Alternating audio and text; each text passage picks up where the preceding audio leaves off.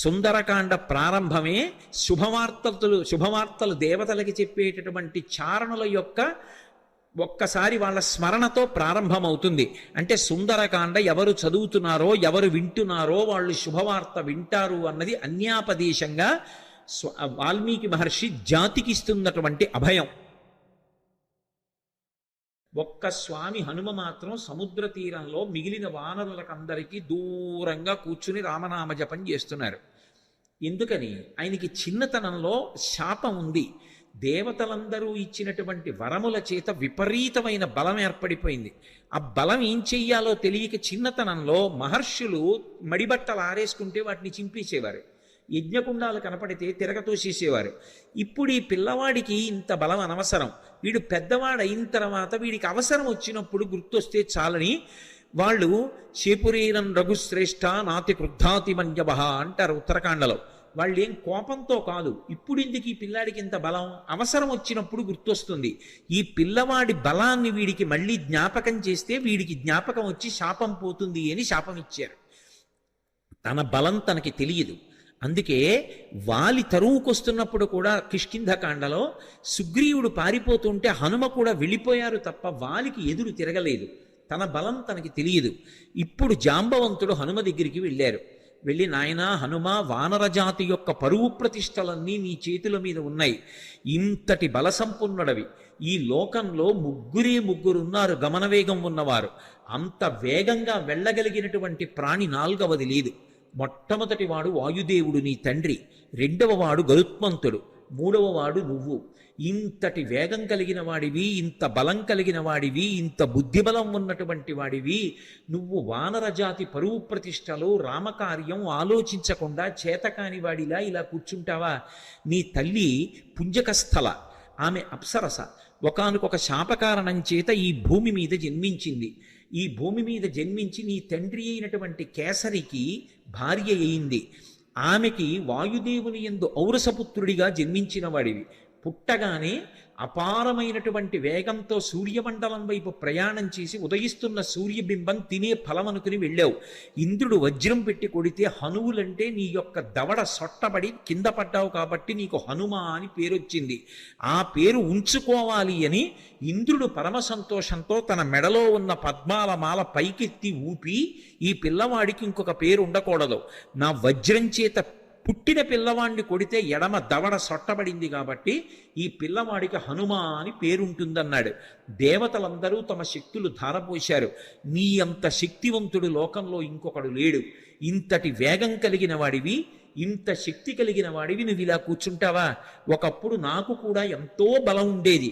వామనమూర్తిగా శ్రీ మహావిష్ణువు ఈ భూమ్యాకాశములనన్నింటినీ ఆక్రమిస్తే ఇంతంతైవటుడు ఇంతయై వరుయుతానింతై యభోవీధిపై అంతై తోయదమండలగ్రమణ కల్లంతై ప్రభారాశిపై అంతై చంద్రునకంతయై ధ్రువునిపై అంతై మహర్వాటిపై అంతై సత్య పదోన్నతుండకుచు బ్రహ్మాండంత సంవర్ధి అని పెరిగిపోతే ఆ వామనమూర్తికి త్రివిక్రమావతారానికి 21 మార్లు ప్రదక్షిణం చేశాను నేను. కానీ ఇప్పుడు వృద్ధుణ్ణైపోయాను, బడలిపోయాను, 100 యోజనములు దాటలేను.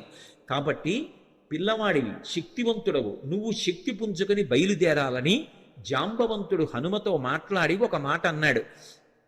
హనుమాన్ హరిరాజస్య సుగ్రీవస్య సమోహ్యపి రామలక్ష్మణయోశ్చాపి తేజసాచ బలీనచ. జాంబవంతుడు రామాయణంలో ఏదైనా చెప్పాడు అంటే దానికి ఒక ప్రమాణం ఉంటుంది. ఎందుకంటే సృష్టికర్త అయిన బ్రహ్మగారు ఆవలిస్తే బ్రహ్మగారి అంశతో బయటికి వచ్చినటువంటి వాడు. ఆయన అంటున్నాడు, హనుమాన్ హరిరాజస్య, ఓ హనుమ, నువ్వు వానరులకందరికీ కూడా రాజుతో సమానమైన వాడివి. పేరుకి సుగ్రీవుడు రాజు, కానీ సుగ్రీవుడి కన్నా నువ్వు ఏ విషయంలో తక్కువ కాదు.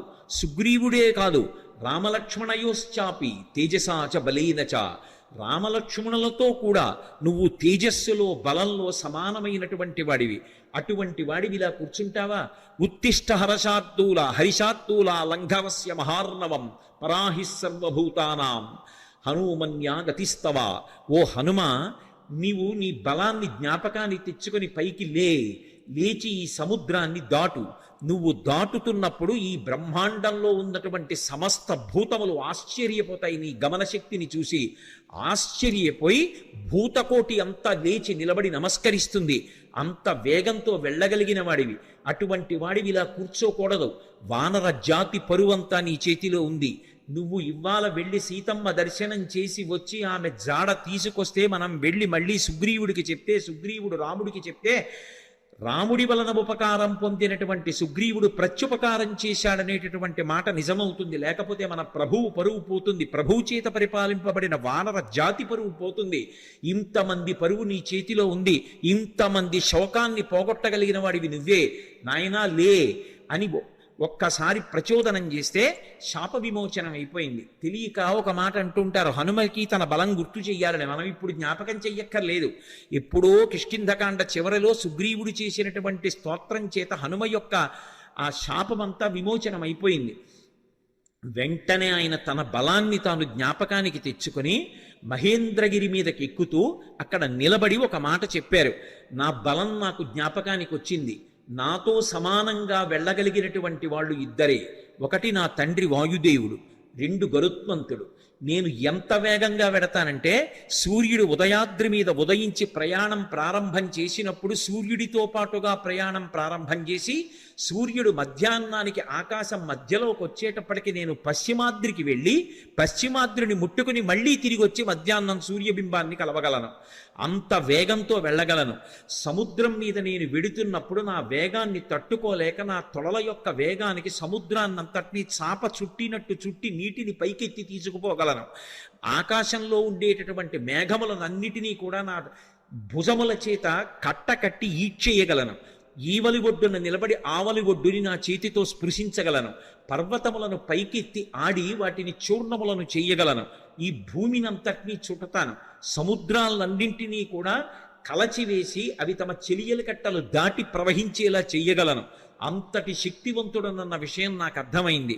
ఇప్పుడు నేను లంకాపట్టణానికి బయలుదేరుతున్నాను, మీరు నిశ్చింతగా ఉండండి మహేంద్రగిరి మీద నిలబడి సవేగవాన్ వేగ సమాహితాత్మ హరిప్రవీర పరవీరహంత మనస్సమాధాయ మహానుభావో జగామలంకాం మనసా మనస్వీ అని పూర్తి చేశారు మహర్షి కిష్కింధకాండ.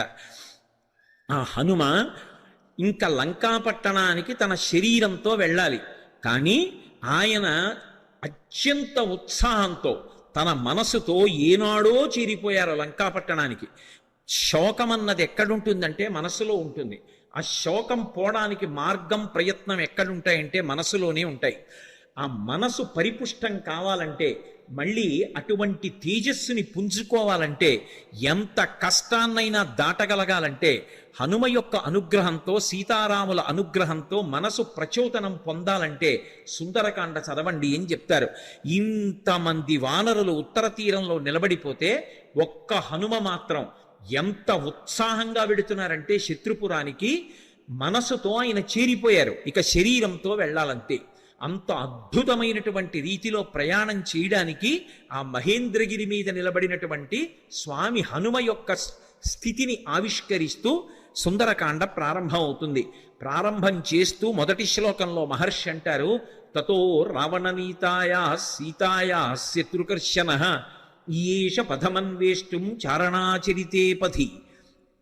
చారణలు ప్రయాణం చేసేటటువంటి మార్గం ఏదుందో ఆ మార్గంలో ప్రయాణం చేసి రావణుడి చేత అపహరింపబడినటువంటి సీతమ్మ జాడ కనిపెట్టడానికి స్వామి హనుమ శత్రుకర్షణుడై సంకల్పమును చేసి ఉన్నారు. ఎవ్వరూ చెయ్యలేనటువంటి సంకల్పం. అవతల దుర్నిరీక్షుడైనటువంటి రాక్షసుడు, అపారమైనటువంటి తపస్సు చేసినవాడు, కాంచనలంకకి అధిపతి, 100 యోజనముల సముద్రాన్ని దాటి వెళ్ళాలి. ఆవలి ఒడ్డున దిగిలి దగ్గర నుంచి విచ్చుకత్తులు పట్టుకుని రాక్షసులు నిలబడతారు. ఎవడి తేజస్సు చూసినంత మాత్రం చేత యమధర్మరాజు గారు కూడా కాకిలో దూరి పారిపోయాడో అంతటి మహాతేజస్సంపన్నుడు. తన జీవితం మొత్తం మీద రామచంద్రమూర్తి చేతిలో చనిపోకముందు అతను ఓడిపోయింది ఇద్దరి చేతిలోనే. ఒకటి వాలి చేతిలో ఓడిపోయాడు, 2 కార్తవీర్యార్జునుడి చేతిలో ఓడిపోయాడు. దిక్పాలకుర్ని కూడా ఓడించాడు, దేవతల్ని ఓడించాడు, ఇంద్రుణ్ణి ఓడించాడు. అంతటి శక్తివంతుడు, దుర్నిరీక్షుడు, అసలు చూడ్డం కూడా సాధ్యం కాదు. అంతటి తేజస్సుతో వెలిగిపోతుంటాడు. కొన్ని కోట్ల మంది రాక్షసులు నిరంతరం పరివేష్టించి ఉండి లంకాపట్టణాన్ని కాపలా కాస్తూ ఉంటారు. అటువంటి లంకాపట్టణంలో అతను ప్రాణ సమానంగా భావించి దాచినటువంటి సీతమ్మ యొక్క జాడ కనిపెట్టాలనేటటువంటి సంకల్పం చేసుకుని బయలుదేరుతున్నారంటే అటువంటి సంకల్పం చెయ్యగలిగినటువంటి వాడు వేరొకడెక్కడుంటాడు. అందుకని ఈయేష ఎంత గొప్ప సంకల్పం చేశారు. అందుకని ఈయేష పథమన్వేష్టం చారణా చరితే పథి. చారణా చరితే పథి అంటే చారణులు అంటే దేవగాయకులు. రామాయణంలోనే అనేక చోట్ల వాళ్ళ ప్రస్తావన వస్తుంది. శంకర భగవత్పాదులు చేసినటువంటి నవరత్నమాలికా స్తోత్రంలో కూడా చారణుల గురించినటువంటి ప్రస్తావన ఉంటుంది. చారణులు ఎప్పుడు శుభవార్తలు చెప్తూ ఉంటారు. సుందరకాండ ప్రారంభమే శుభవార్తలు దేవతలకి చెప్పేటటువంటి చారణుల యొక్క ఒక్కసారి వాళ్ళ స్మరణతో ప్రారంభమవుతుంది. అంటే సుందరకాండ ఎవరు చదువుతున్నారో ఎవరు వింటున్నారో వాళ్ళు శుభవార్త వింటారు అన్నది అన్యాపదేశంగా వాల్మీకి మహర్షి జాతికి ఇస్తున్నటువంటి అభయం. ఆ చారణులు దేవగాయకులు. వాళ్ళు భూమికి దగ్గరగా తిరుగుతూ ఉంటారు. వారు భూమి మీద దిగరు, ఆకాశ మార్గంలో వెడుతూ ఉంటారు. అంటే స్వామి హనుమ సముద్రం మీద కాకుండా సముద్రానికి తగలకుండా ఆకాశ మార్గంలో వెళ్ళడానికి నిర్ణయించుకున్నారు అన్నది భావన. ఇందుచేత అంతటి శక్తివంతుడు, అంతటి గమనవేగం కలిగిన వాడు, గరుత్మంతుడితో సమానమైన వాడు కాబట్టి ఆయన వెళ్ళగలరు ఆకాశంలో. కాబట్టి తతో రావణనీతాయా సీతాయా శత్రుకర్షణ ఈయేష పథమన్వేష్టం చారణా చరితే పథి. అదే శ్లోకం సంసారం అనేటటువంటి సముద్రాన్ని తరించడానికి ఎటువంటి ఉపాయములను అనుష్ఠిస్తారో అటువంటి ఉపాయములు హనుమ ద్వారా ఆవిష్కరింపబడిన కాండ కాబట్టి అదే శ్లోకాన్ని వేరొక రకంగా అన్వయం అయినప్పుడు హనుమ వలన మాత్రమే మళ్ళీ అందులో ఇంకొక విషయం ఆవిష్కరింపబడుతుంది. ఆయన చారణా చరితే పథి, చారణులు వెళ్ళినటువంటి మార్గంలో వెడుతున్నారు. చరణము అన్న మాట దేనికి అన్వయం అవుతుందంటే ప్రధానంగా వేదంలో ఉండేటటువంటి మంత్రభాగాలు ఉంటాయి. వేదంలో ఉండేటటువంటి మంత్రభాగాలకి సంబంధించినటువంటి విభాగాల్ని చరణములు అని పిలుస్తారు. చారణ చలితేపథి అంటే వేదము చేత చెప్పబడినటువంటి సంప్రదాయబద్ధమైనటువంటి మార్గంలో ప్రయాణం చేసి బ్రహ్మ విద్యాస్వరూపిణి అయినటువంటి సీతమ్మ జాడ తెలుసుకోవడానికి ఒక గొప్ప ఉపాసకుడు ఉపాసన ప్రారంభం చేశాడు. అంతర్ముఖత్వాన్ని లంక అనబడేటటువంటి ఈ శరీరం లోపలికి వెళ్ళి ఇక్కడే ఉన్నటువంటి సీతమ్మ యొక్క దర్శనానికి వెడుతున్నాడు. అలా వెడుతున్నవాడు మహాసాధకుడు, మహాపురుషుడు.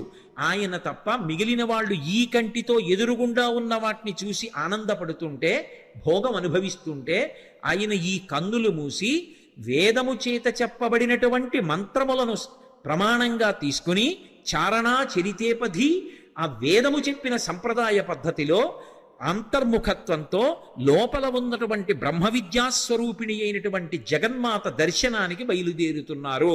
ఇది చెప్పడం ఆ శ్లోకానికి ఉన్నటువంటి ఆంతరమైనటువంటి అర్థం. అందులో రావణ అన్న చోట మధ్యలో ఉన్నటువంటి వా గాయత్రీ మహామంత్రంలో ఉన్నటువంటి బీజాక్షరం. అక్కడికి వచ్చేటప్పటికి బీజాక్షరం ప్రతిపాదింపబడింది. గాయత్రీ మంత్రం ఒక్కదానికి ఒక ప్రత్యేకత. 24 అక్షరాలు బీజాక్షరాలే. 24 అక్షరాలకి ఋషులున్నారు, 24 అక్షరాలకి అధిష్టాన దైవాలు ఉన్నారు.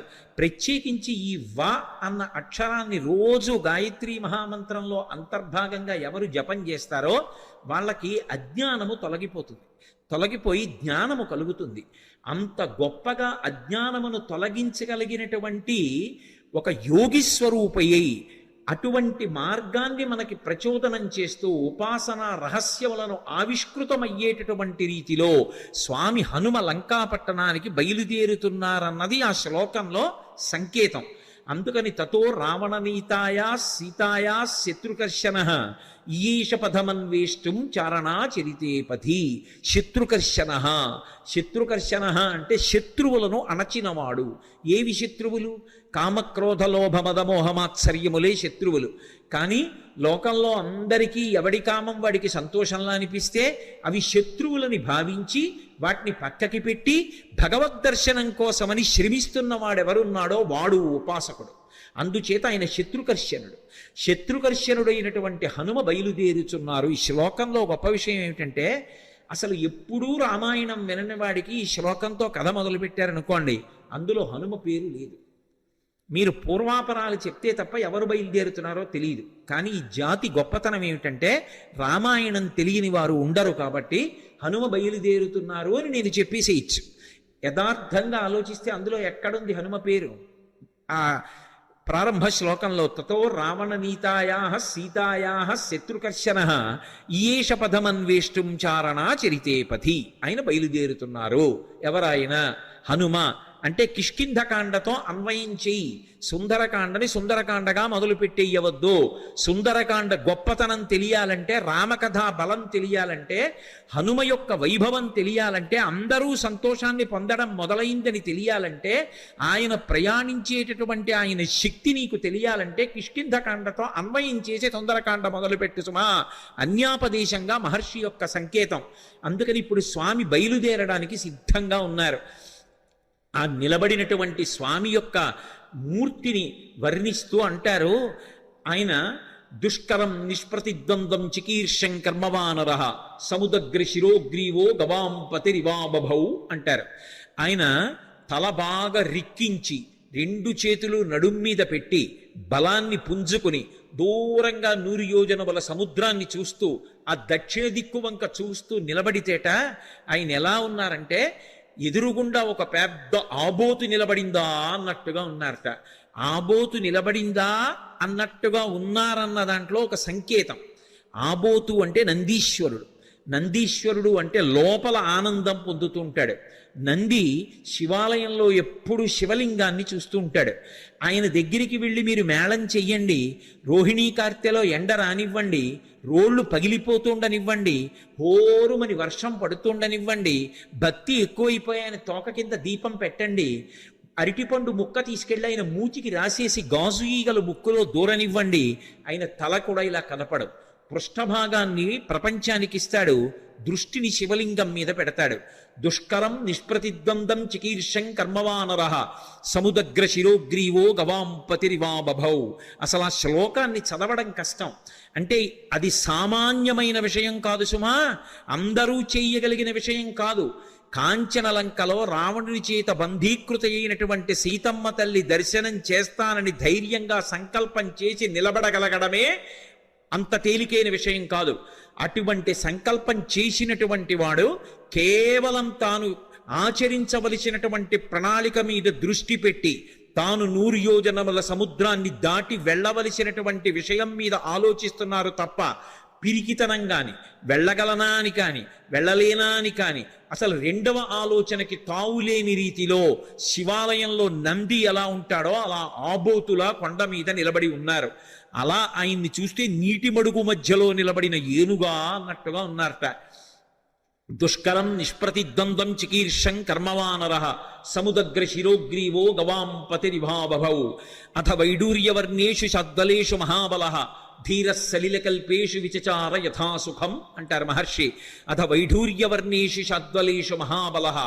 ఆకుపచ్చని రంగులో ఉన్నటువంటి మెత్తటి పచ్చిక బయళ్ళున్నాయి అక్కడ. ఆ పచ్చిక బయళ్ళ మీద స్వేచ్ఛగా ధీర పరమధైర్యంతో కూడుకున్నటువంటి వారై యథేచ్ఛగా దాని మీద కాసేపు అటు ఇటు నడిచారట.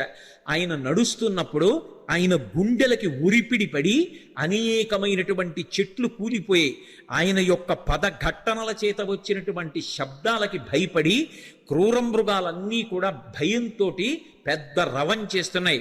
ఆయన మాత్రం ధీరుడై పచ్చిగడ్డిలో అటు ఇటు తిరిగారు. అంటే లౌకికమైనటువంటి భోగములను త్రోసిరాజని శరీరం ఎంత క్లేశం పొందినా ఒకప్పుడు పాతాళలింగం దగ్గర కూర్చుని ధ్యానం చేస్తున్నటువంటి భగవాన్ రమణుల తొడల కింద తేళ్లు జెర్రిలు చేరి కరిచేస్తే నిత్తురు కారిపోయి మాంసం బయటికొచ్చి అట్టలు కట్టినా స్పృహలేక అన్ని భోగములను విసర్జించి కటిక చీకట్లో ముళ్ళకంపల్లో భగవద్దర్శనాన్ని అపేక్షిస్తూ ధ్యానమనందు నిలబడిపోయినటువంటి భగవాన్ రమణుల యొక్క స్థితి ఎలా ఉంటుందో అలా సమస్త భోగములను త్రోసిరాజని శరీరం ఎంత క్లేశపడినా భగవద్దర్శనాభిలాషి అయి ఆ లంకాపట్టణాన్ని చేరడానికి సీతామాత దర్శనానికి ఉద్యుక్తులవుతున్నటువంటి హనుమ యొక్క ఆ తిరుగులేనటువంటి విశ్వాసమునకు ఆయన యొక్క నిర్ణయానికి ప్రతీకగా నిలబడినటువంటి ఆ బాహ్య స్థితిని ఆవిష్కరిస్తుంది శ్లోకం. అందుకని అథ వైడూర్యవర్ణేషు శాద్వలేషు మహాబల ధీర సలిలకల్పేషు విచచార యథాసుఖం. ఆయన బయలుదేరడానికి సిద్ధపడి ఒక్కసారి దక్షిణ దిక్కు వంక చూశారు. స సూర్యాయ మహేంద్రాయ పవనాయ స్వయంభువే భూతేభ్యశ్చంజలిం కృత్వా చకార గమనే మతిం.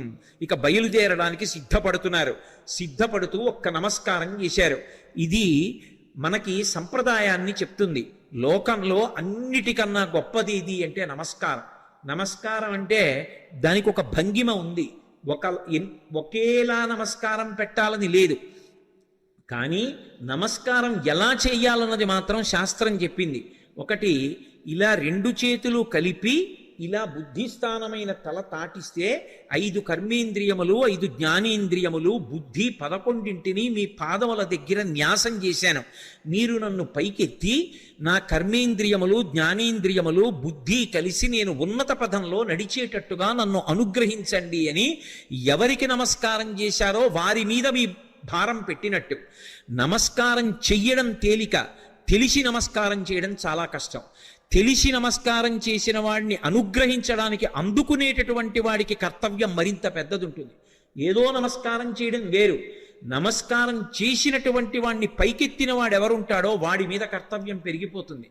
వచ్చి పడిపోతారు. నేల మీద పడితే ప్రణిపాతం అంటారు. స్వర్ణదండం ఎలా పడిపోతుందో అలా పడిపోతారు. అలా పడిపోతే దాని అర్థం ఏమిటంటే ఎంత కింద పడిపోవచ్చో అంత కింద పడిపోయాను, ఇంకింతకన్నా కింద పడిపోవడానికి అవకాశం లేదు.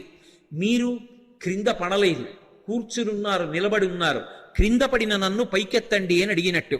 క్రింద పడిపోయిన వాడిని ఏం చెయ్యాలి? నోటి మాటతో అయ్యో లేవండి అనాలి, లేదా భుజములు పట్టి పైకెత్తాలి.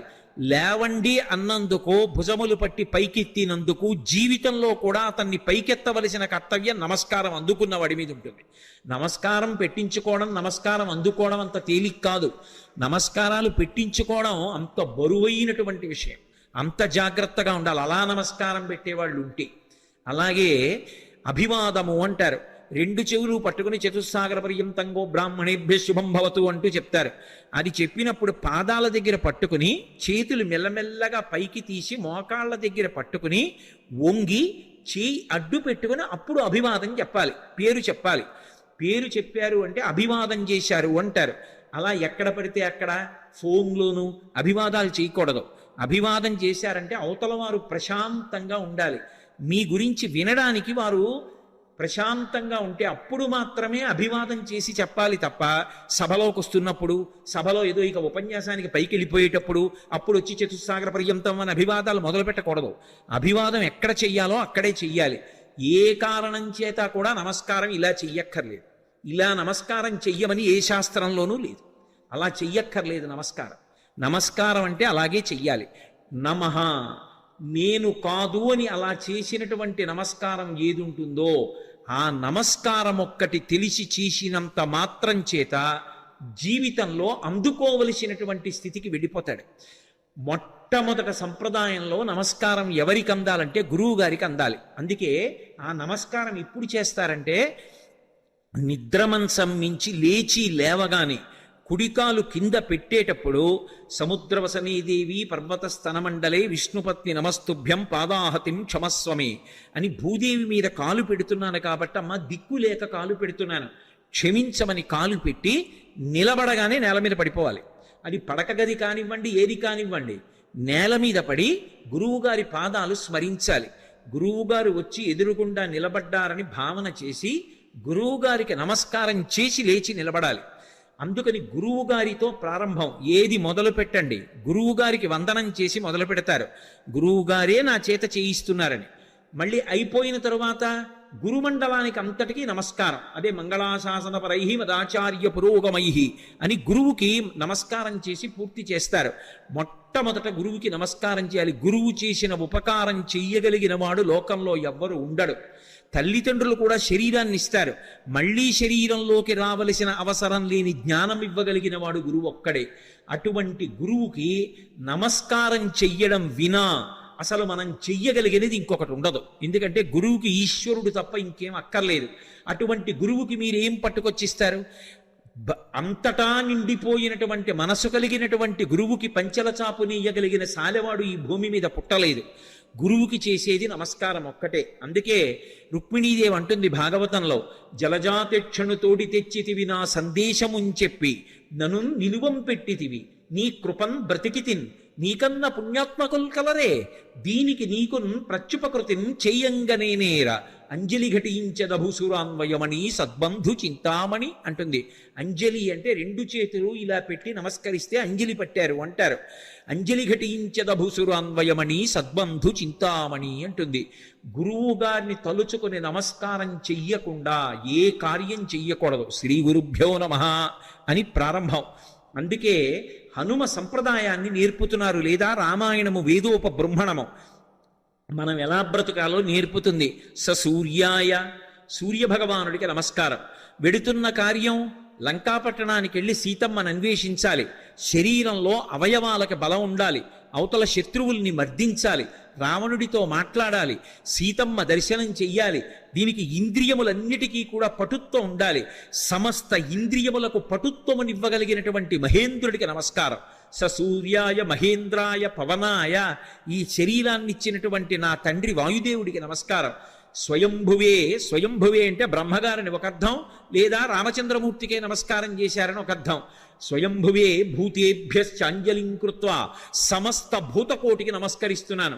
నేను వెడుతున్న ఈ కార్యం ఇంత గొప్ప కార్యం, దీనికి సమస్త భూతములు నాకు ఉపకరించుగాక. ఎంత వినయంతో బయలుదేరుతున్నారో చూడండి. ఎంత పెద్ద కార్యాన్నైనా ఎవడు సాధిస్తాడంటే, ఎవడు వినయంతో నిలబడగలడో వాడు సాధిస్తాడు తప్ప, ఇంత పెద్ద కార్యం మీద వెడుతున్న వాడిని నేననుకున్నవాడు ఎవడున్నాడో వాడు సాధించలేడు. ఇన్ని కోట్ల మంది వానరులు చెయ్యలేని పని చెయ్యడానికి ఆయన ఒక్కడెడుతున్నాడు. కానీ మీరు చెయ్యలేని దానికి నేను ఎడుతున్నానంట లేదు. ఇంత పెద్ద కార్యానికి నేను వెడుతున్నాను కాబట్టి మీరందరూ నాకు ఉపకారం చెయ్యాలి. మీరు లేని నేను చెయ్యలేను. భూతేభ్యశ్చంజలిం కృత్వా చకార గమనేమతిం. కానీ వెడుతున్నది దక్షిణ దిక్కుకు వెడుతున్నారు. ఏదైనా శుభకార్యం ప్రారంభం చేస్తూ దక్షిణ దిక్కుకి తిరిగి నమస్కారం చెయ్యకూడదు. ఒక్క సంధ్యావందనంలో మాత్రం దిగ్దేవతా నమస్కారం అని చేస్తాం. చేసినప్పుడు 4 దిక్కులకి పైకి కిందకి కూడా నమస్కారం చేస్తాం. ఉత్తప్పుడు ఎప్పుడూ కూడా దక్షిణ దిక్కుకి తిరిగి నమస్కారం చేయకూడదు. అలా చేస్తే అది పితృలోకాధిపతి అయినటువంటి యమధర్మరాజు గారికి అందుతుంది. అందుకని దక్షిణ దిక్కుకి నమస్కారం చెయ్యరు. కాబట్టి దక్షిణానికి చెయ్యకూడదు. కాబట్టి సంప్రదాయంలో తేజస్సు పెరగాలి అంటే తూర్పు దిక్కుకి తిరిగి నమస్కారం చెయ్యాలి. అంజలిం ప్రాముఖ కుర్వన్ పవనాయాత్మయోనయే తతోహి బహుదే గంతుం దక్షిణో దక్షిణాం దిశం. దక్షిణ దిక్కుకు వెళ్ళడానికి తన శరీర బలాన్నంతటినీ కూడా పుంజుకుని శరీరాన్ని పెద్దదిగా పెంచే ముందు ఒక్కసారి తూర్పుకి తిరిగారు. దక్షిణానికి ప్రయాణం. కానీ తూర్పుకి తిరిగి అంజలి ఘటించారు సూర్యనారాయణమూర్తికి. అంజలి ఘటించి తన తండ్రి అయినటువంటి వాయుదేవుడికి ఇంకొక్క మారు నమస్కారం చేశారు. శరీరాన్నిచ్చినటువంటి తండ్రి అంటే శంకరాయచ మయస్కరాయచ అంటుంది. పరమశివుడు ఇంట్లో తిరిగితే కరచనాదులతో అదే తండ్రి. అటువంటి తండ్రి రూపంలోనే పరమేశ్వరుడు తిరుగుతూ ఉంటాడు అని. అటువంటి తండ్రికి వేరొక్క పర్యాయం నమస్కారం చేశారు. అంజలిం ప్రముఖ కుర్వన్ పవనాయత్మయోనయే తతోహి వవృతే గంతుం దక్షిణో దక్షిణాం దిశం. ఇప్పుడు ఇక బయలుదేరాలి. పెద్ద శరీరాన్ని పర్వతంలా పెంచారు. పెంచి ఇక బయలుదేరడానికి సిద్ధపడుతూ సచచాలాచలశ్చాపి ముహూర్తం కపిపీడిత తరూణాం పుష్పితాగ్రాణాం సర్వం పుష్పమశాచయత్ గిరిణా పీడ్యమానేనా పీడ్యమానాని సర్వశః గుహావిష్టాని భూతాని వినేదుర్వికృతైశ్వరైః తాస్తథా సవిషైర్దష్టా కుపితైస్తైర్మహాశిలాః జజ్జుల పావకో దీప్తా బిబిదుశ్చ సహస్రధా యాని ఔషధజాలాని తస్మిన్ జాతాని పర్వతే విషఘ్నాన్యపి నాగానాం నశేకుష్యమితుం విషం అన్నారు మహర్షి. ఎంత అద్భుతంగా వర్ణించారో. పర్వతాకారుడై నిలబడి ఆ మహేంద్ర పర్వతాన్ని తన 2 పాదముల చేత గట్టిగా పీడించారు. ఆ తొక్కి పట్టేటప్పటికి గుహలన్నీ కూడా మూసుకుపోయాయి. ఆ మూసుకుపోయే ముందు ఆ పర్వతం కదిలింది. కదిలి చెట్లకున్నటువంటి పువ్వులన్నీ రాలిపోయాయి. ఆ రాలిపోయినటువంటి పువ్వులన్నీ ఆయన ఒంటి మీద మహేంద్రగిరి మీద పడ్డాయి. ఇది మహేంద్రగిరి పుష్పాల కొండ అనిపించింది. ఆయన ఒళ్ళంతా పువ్వులు. ఇంకొంచెం నొక్కారు. గుహావిష్టాని భూతాని వినేదుర్వికృతైశ్వరై. అందులో పెద్ద పులులు, సింహాలు, రకరకాలైన క్రూర జంతువులు ఉన్నాయి. ఆ గుహల్లో పడుకున్నాయి. ఎప్పుడైతే గుహ నొక్కుకుపోతోందో అవి బయటికి పారిపోదామని లేచి బయటికి వస్తున్నాయి. నడుం దాకా బయటికి వచ్చేటప్పటికి గుహ నొక్కుకుపోయింది. సగం శరీరం లోపలుండిపోయింది, సగం శరీరం బయట ఉండిపోయింది. అప్పటి వరకు ప్రశాంతంగా ఉన్నటువంటి మహేంద్రగిరి ఒక్కసారి క్రూర మృగాల యొక్క పెద్ద పెద్ద అరుపులతో కొండంతా నిండిపోయింది. ఉత్తర క్షణం ఆశ్చర్యపోయారు, ఏమైంది ఈ కొండకి? ఈ కొండ బద్దలైపోతోందా? ఎవరైనా రాక్షసులు వచ్చి దీన్ని భేదిస్తున్నారా అని. అంత పెద్ద అరుపులతో నిండిపోయింది. ఇంకా గట్టిగా నొక్కారు. నొక్కేటప్పటికి శాస్తదాస విషైస్దష్టాహ కుపితైస్తైర్మహాశిలాహ, అందులో పెద్ద పెద్ద నాగుపాములు కలుగుల్లో పడుకునున్నాయి. విషాలతో కూడుకున్నటువంటి సర్పములు, అనేకమైన సర్పములు ఉన్నాయి. ఇందాక గుహలు నొక్కుకున్నాయి, ఇప్పుడు చిన్న చిన్న కన్నాలు కలుగులు కూడా నొక్కుకుపోతున్నాయి. పర్వతం తొక్కేస్తుంటే ఆ కలుగుల్లో ఉన్నటువంటి పావులన్నీ బయటికి బుస్ అని పైకొచ్చాయి. సగం పైకొచ్చేటప్పటికే ఆ కలుగు నొక్కుకుపోయింది. నడుం దగ్గర నుంచి లోపలకు ఉండిపోయింది, మిగిలింది పైకుండిపోయింది. వాటికి విశేషమైన ఆగ్రహం వచ్చి పడగలు విప్పాయి. ఆ పడగలు విప్పేటప్పటికి నల్లటి స్వస్తికాకారాలు కనపడుతున్నాయి. ఒక్కసారి మహేంద్రగిరి అంతా పావులన్నీ పడగలు విప్పితే స్వస్తికాకారంతో పావుల పడగలు కనపడుతుంటే విచిత్రమైనటువంటి శోభని పొందింది. ఆ పడిపోతున్నప్పుడు బంగారు శిలలు, వెండి శిలలు కిందకి పడిపోతుంటే అవి ఉరుసుకున్నప్పుడు కొండంతా ఎక్కడ చూసినా బంగారు గీతలు, వెండి గీతలు, పచ్చగా తెల్లగా గీతలు పడిపోయింది. ఈ బయటికి వచ్చేసినటువంటి పావులు ఇవన్నీ ఎంతసేపట్లో? నేను వర్ణించినంతసేపు పట్టదు, ఒక్క క్షణకాలంలో. బయటికి వచ్చినటువంటి పాములు తమ పడగలు విప్పి ఆ బాధ తట్టుకోలేక పక్కన ఉన్నటువంటి శిలల్ని కాటువేశాయి. వాటి విషం వచ్చి శిలలకి తగిలేటప్పటికీ ఆ శిలల్లోంచి అగ్నిహోత్రం పుట్టి ఒక్క క్షణంలో మహేంద్రగిరి అంతా కూడా అగ్నిహోత్రంలో తగలబడిపోతోంది. అక్కడ అనేకమైనటువంటి ఓషధులు ఉన్నాయి. యాని ఔషధజాలాని తస్మిన్ జాతాని పర్వతే విషఘ్నాన్యపి నాగానాం నశేకుష్యమితుం విషం. ఆ ఓషధులు పాముల యొక్క విషాన్ని పోగొట్టగలవు, కానీ అంత గొప్ప కాట్లు వేస్తే పుట్టినటువంటి విషంలోని అగ్నిహోత్రాన్ని అక్కడ ఉన్నటువంటి పావులు ఏవి కూడా, అక్కడ ఉన్నటువంటి ఓషధులు ఏవి కూడా ఆర్పలేకపోయాయి. పొగ్గున మంటలు మండిపోతున్నాయి. ఒక పక్క గుహల్లో సగం శరీరాలు ఉండిపోయాయి. ఈ పావులు, క్రూర జంతువులు ఈ వేడి ఎక్కడ లేని అరుపులు అరుస్తున్నాయి. అలా అరుస్తున్నటువంటి సమయంలో అక్కడ విద్యాధరులు, గంధర్వులు మొదలైనటువంటి వాళ్ళు బంగారు పాత్రలు తెచ్చుకుని అందులో మద్యం పోసుకుని మంచి మంచి మాంసాలు తెచ్చుకుని తింటూ, ఎద్దుల యొక్క తోళ్లు భూమి మీద పరుచుకుని తమ కాంతలతో కలిసి కూర్చుని మాంసం తింటూ మద్యం సేవిస్తున్నారు. అకస్మాత్తుగా కొండ కదిలిపోయింది. దర్శయంతో మహావిద్యాం విద్యాధర మహర్షయ సహితాస్తస్తురాకాశే వీక్షాంచ కృష్ణ పర్వతం. దర్శయంతో మహావిద్యాం అంటారు మహర్షి. విద్యాధరులు, గంధర్వులు తమ యొక్క మహావిద్యని ప్రదర్శించారు. ఏమిటా మహావిద్య అంటే, కొండంతా కదిలిపోయి పావులన్నీ పైకి లేచి క్రూర మృగాలు అరిచి చెట్లన్నీ అకస్మాత్తుగా పువ్వులు కురిసేసి పెద్ద పెద్ద అరుపులు అరిచి అగ్నిహోత్రం పుట్టేసింది. బంగారు పాత్రలు వదిలేశారు, మద్యం వదిలేశారు, ఆహారం వదిలేశారు, ఎద్దుల తోళ్లు వదిలేశారు. భార్యల్ని మాత్రం చంకలో పట్టుకుని అకస్మాత్తుగా ఆకాశంలోకి ఎగిరిపోయి ఆధారం లేకుండా వాళ్ళు ఆకాశంలో నిలబడ్డారు. నిలబడి కాలిపోతున్నటువంటి మహేంద్రగిరిని చూశారు. చూసి ఆశ్చర్యపోయి వీక్షాంచ కృష్ణ పర్వతం, ఏమి ఈ కొండ బద్దలైపోతోందా? ఏమి ఎవరూ కనపట్టలేదు, ఏమైంది ఈ కొండకు? అసలు ఏం జరిగి అకస్మాత్తుగా మహేంద్రగిరి ఇలా అయిపోతోందని తెల్లబోయారు. వాళ్ళలా తెల్లబోతుండగా మహర్షులు, దేవగాయకులైనటువంటి చారణులు మొదలైనటువంటి దేవతల సంఘాలుగా నిలబడి చెప్పుకుంటున్నారు. ఏష పర్వత సంకాచో హనుమాన్ మారుతత్మజ తితీష్యతి మహావేగ సముద్రం మకరాలయం. మొసళ్లతో కూడుకున్నటువంటి, రాక్షసులతో కూడుకున్నటువంటి 100 యోజనముల లవణ సముద్రాన్ని తాను దాటి వెళ్ళి వానరజాతి పరువు ప్రతిష్ఠలు నిలబెట్టి సీతమ్మ జాడ తెలుసుకుని రామచంద్రమూర్తికి నివేదించడానికి పర్వత శరీరుడైనటువంటి స్వామి హనుమ పరాక్రమాన్ని పుంజుకుని దీన్ని లంఘించడానికి సిద్ధపడుతున్నారు. ఆశ్చర్యం, ఎవరి కోసం ఇంత కష్టపడుతున్నారు? రామార్థం వానరార్థం చికీర్షం కర్మదుష్కరం సముద్రస్య పరంపారం దుష్ప్రాపం ప్రాప్తుమిచ్చతి. రాముడి కోసం, వానరుల కోసం స్వార్థత్యాగం చేసి తాను ఇంత క్లేశపడుతూ ఈ సముద్రాన్ని దాటడానికి అదిగదిగదిగో స్వామి హనుమ బయలుదేరుతున్నారని ఆ విద్యాధరులందరూ లేచి నిలబడి ఆయనకి నమస్కరించి స్తోత్రం చేస్తున్నారు. ఇక బయలుదేరడానికి సిద్ధపడ్డారు. ఒక్కసారి తన బలాన్నంతటినీ పుంజుకున్నారు. ఒంటి మీద ఉన్నటువంటి వెంట్రుకలన్నీ నిక్కపొడుచుకున్నాయి. చెవులు రిక్కించారు. కళ్ళు రెండు దృష్టి నిలబెట్టి 100 యోజనముల సముద్రం వైపు చూశారు. సచిచాలాచలశ్చాపి ముహూర్తం కపిపీడిత అని దుదివీచ సరోమాణి చకంపే చాచలోపమః బాహూసం స్తంభయామాస మహాపరిగసన్నిభౌ సపాదచ కపికట్యాం చరణౌ సంచుకూచ. ఆయన వెంటనే ఆ ఒంటి మీద వెంట్రుకలు నిక్కపొడుచుకుని ఉన్నాయి. ఆ తోక ఒక్కసారి ఇలా పైకెత్తారు. గరుత్మంతుడు సముద్రం మీద వెడుతూ పావుని తన్నుకుపోతున్నప్పుడు ఎలా ఉంటుందో అలా ఉన్నటువంటి తోకని ఝొళిపించి నేలకేసి కొట్టారు. కొట్టి ఆ 2 చేతులు పైకెత్తి ఇలా పరిగలు బిగించినట్టు బిగించారు. మహాపరిగసన్నిభౌ సపాదచ కపికట్యాం చరణౌ సంచుకోచ. కాళ్ళు వంచారు. మోకాళ్ళు కొద్దిగా కిందకి ఉంచారు. నడుం సన్నం చేశారు. హృదయాన్ని బాగా విశాలం చేశారు. మార్గమాలోకయం దూరాదుర్ధం ప్రణిహితేక్షణ రురోధ హృదయే ప్రాణాన్ ఆకాశమవలోకయన్. ప్రాణవాయువుని లోపల బంధించారు. దృష్టి బాగా నిలబెట్టారు. చెవులు రిక్కించారు. ఇక ఎగరడానికి సిద్ధపడుతున్నారు. పాదములతో తొక్కి పెట్టి ఉంచారు. మోకాళ్ళు వంగి ఉన్నాయి. నడుం సన్నగా ఉంది. తొడలలోకి శక్తినంతటినీ పుంజుకున్నారు. ఇక ఎగరబోతూ కిందకి చూశారు.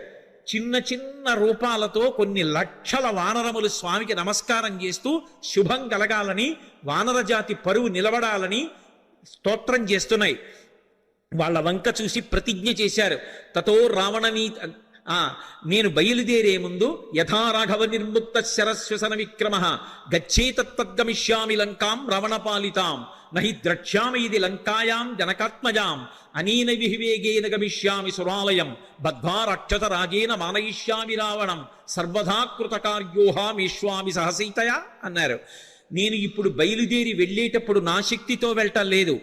రామచంద్రమూర్తి తన ఎడమ చేత్తో బంగారు కోదండాన్ని పట్టుకుని అక్షయ బాణతూణీరంలోంచి బాణాన్ని తీసి కుడి చేతితో వింటినారికి సంధించి ఆకర్ణాంతంలాగి విడిచిపెట్టబడినటువంటి రామబాణం మధ్యలో ఆగకుండా వెళ్ళి లక్ష్యం మీద ఎలా పడిపోతుందో అలా రామచంద్రమూర్తి యొక్క అనుగ్రహాన్ని పొందినటువంటి నేను లంకాపట్టణం మీద వెళ్ళి పడతాను.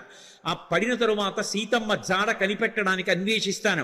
ఒకవేళ నాకు సీతమ్మ జాడ దొరకకపోతే 10 తలలు కలిగినటువంటి రావణాసురుణ్ణి బంధించి తీసుకొచ్చి ప్రస్రవణ పర్వత చక్రముల మీద కూర్చున్న రామచంద్రమూర్తి పాదముల దగ్గర పడేసి వాడి చేత నిజం కక్కిస్తాను. ఒకవేళ రావణుడు కూడా కనపడకపోతే అక్కడి నుంచి స్వర్గలోకానికి వెళ్ళి స్వర్గలోకంలో కూడా సీతమ్మను అన్వేషిస్తాను. స్వర్గంలో కూడా సీతమ్మ కనపడకపోతే తిరిగి వచ్చి రావణ యొక్క లంకాపట్టణాన్ని పెల్లగించి చేత్తో పట్టుకుని తీసుకొచ్చి సుగ్రీవుడి యొక్క సన్నిధానంలో నిలబెడతాను. అటువంటి బలాన్ని పుంజుకుని నేను బయలుదేరుతున్నాను. మీరు బెంగ పెట్టుకోకండి, రామకార్యాన్ని సాధిస్తాను. ఈయేషా ధృతి. ఆ పట్టుదలతో ప్రతిజ్ఞ చేసి ఇక బయలుదేరడానికి సిద్ధపడ్డారు. ఒక్కసారి ఎగిరేటప్పటికి ఊరు వేగోద్ధతా వృక్షా ముహూర్తం కపిమన్వయం ప్రస్థితా దీర్ఘమధ్వానం సబంధుమివ బాంధవాహ.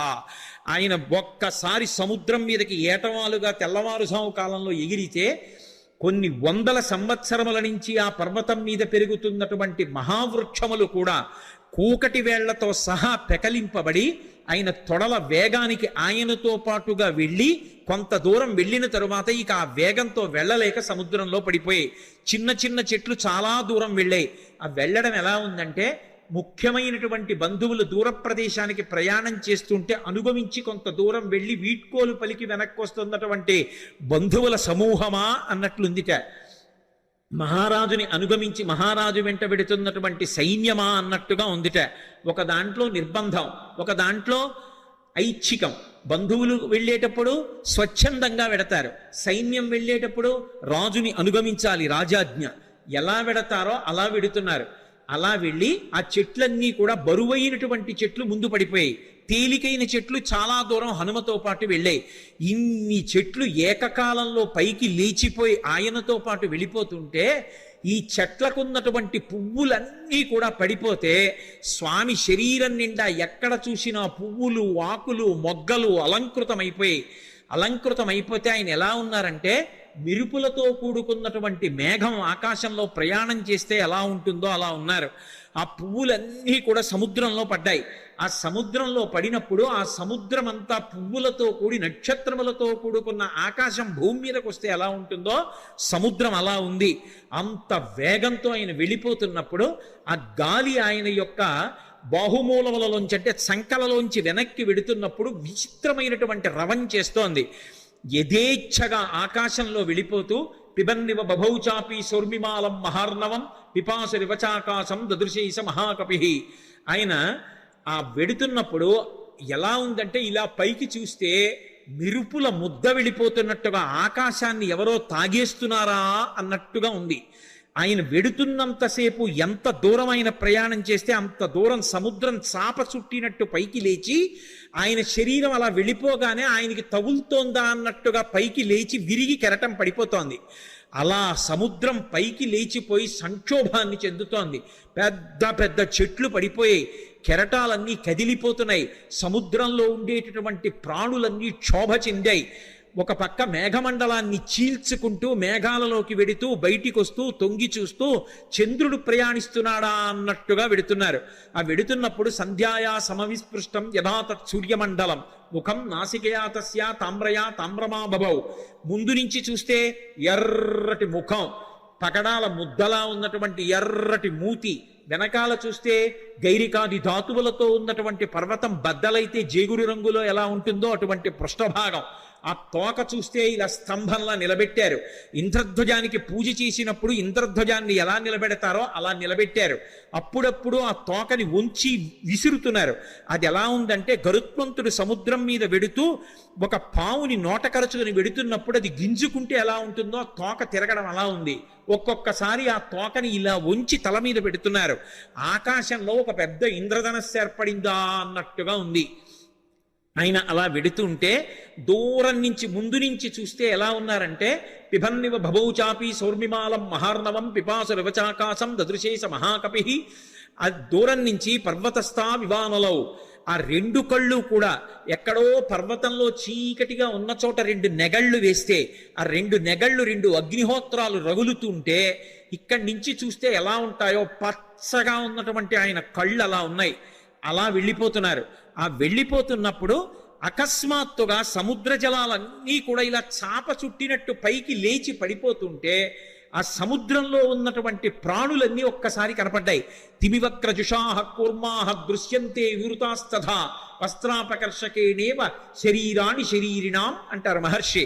ఒక వ్యక్తి బట్ట కట్టుకుని పడుకుని నిద్రపోతుంటే పెద్ద గాలి అతని మీదకొస్తే బట్ట పైకి లేచిపోతే శరీరావయవములన్నీ ఎలా కనపడతాయో అలా ఎప్పుడూ సముద్రం అడుగున ఉండేటటువంటి ప్రాణులు ఎవ్వరికీ ఎప్పుడూ కనపడనివి హనుమ చేస్తున్నటువంటి గమన శక్తికి చాప చుట్టినట్టు పైకి ఇలా లేచిపోతే తరంగం కింద లోపల ఉన్నటువంటి పెద్ద పెద్ద చేపలు, చిన్న చిన్న చేపలు, ఎండ్రకాయలు, తాబేళ్లు, మొసళ్ళు అన్నీ ఒక్కసారి వెలుతురులో కనపడుతున్నాయి అనుకునేటప్పటికీ పెద్ద చప్పుడుతో ఈ కెరటం వెళ్ళి మళ్ళీ పడిపోతోంది.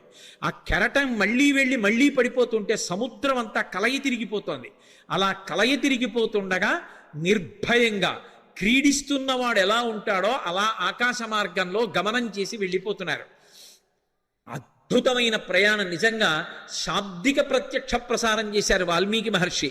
సుందరకాండ ప్రథమ సర్గ చదువుతుంటే మన కళ్ళ ముందు కనపడుతుంది ఆయన వెడుతున్నటువంటి తీరు.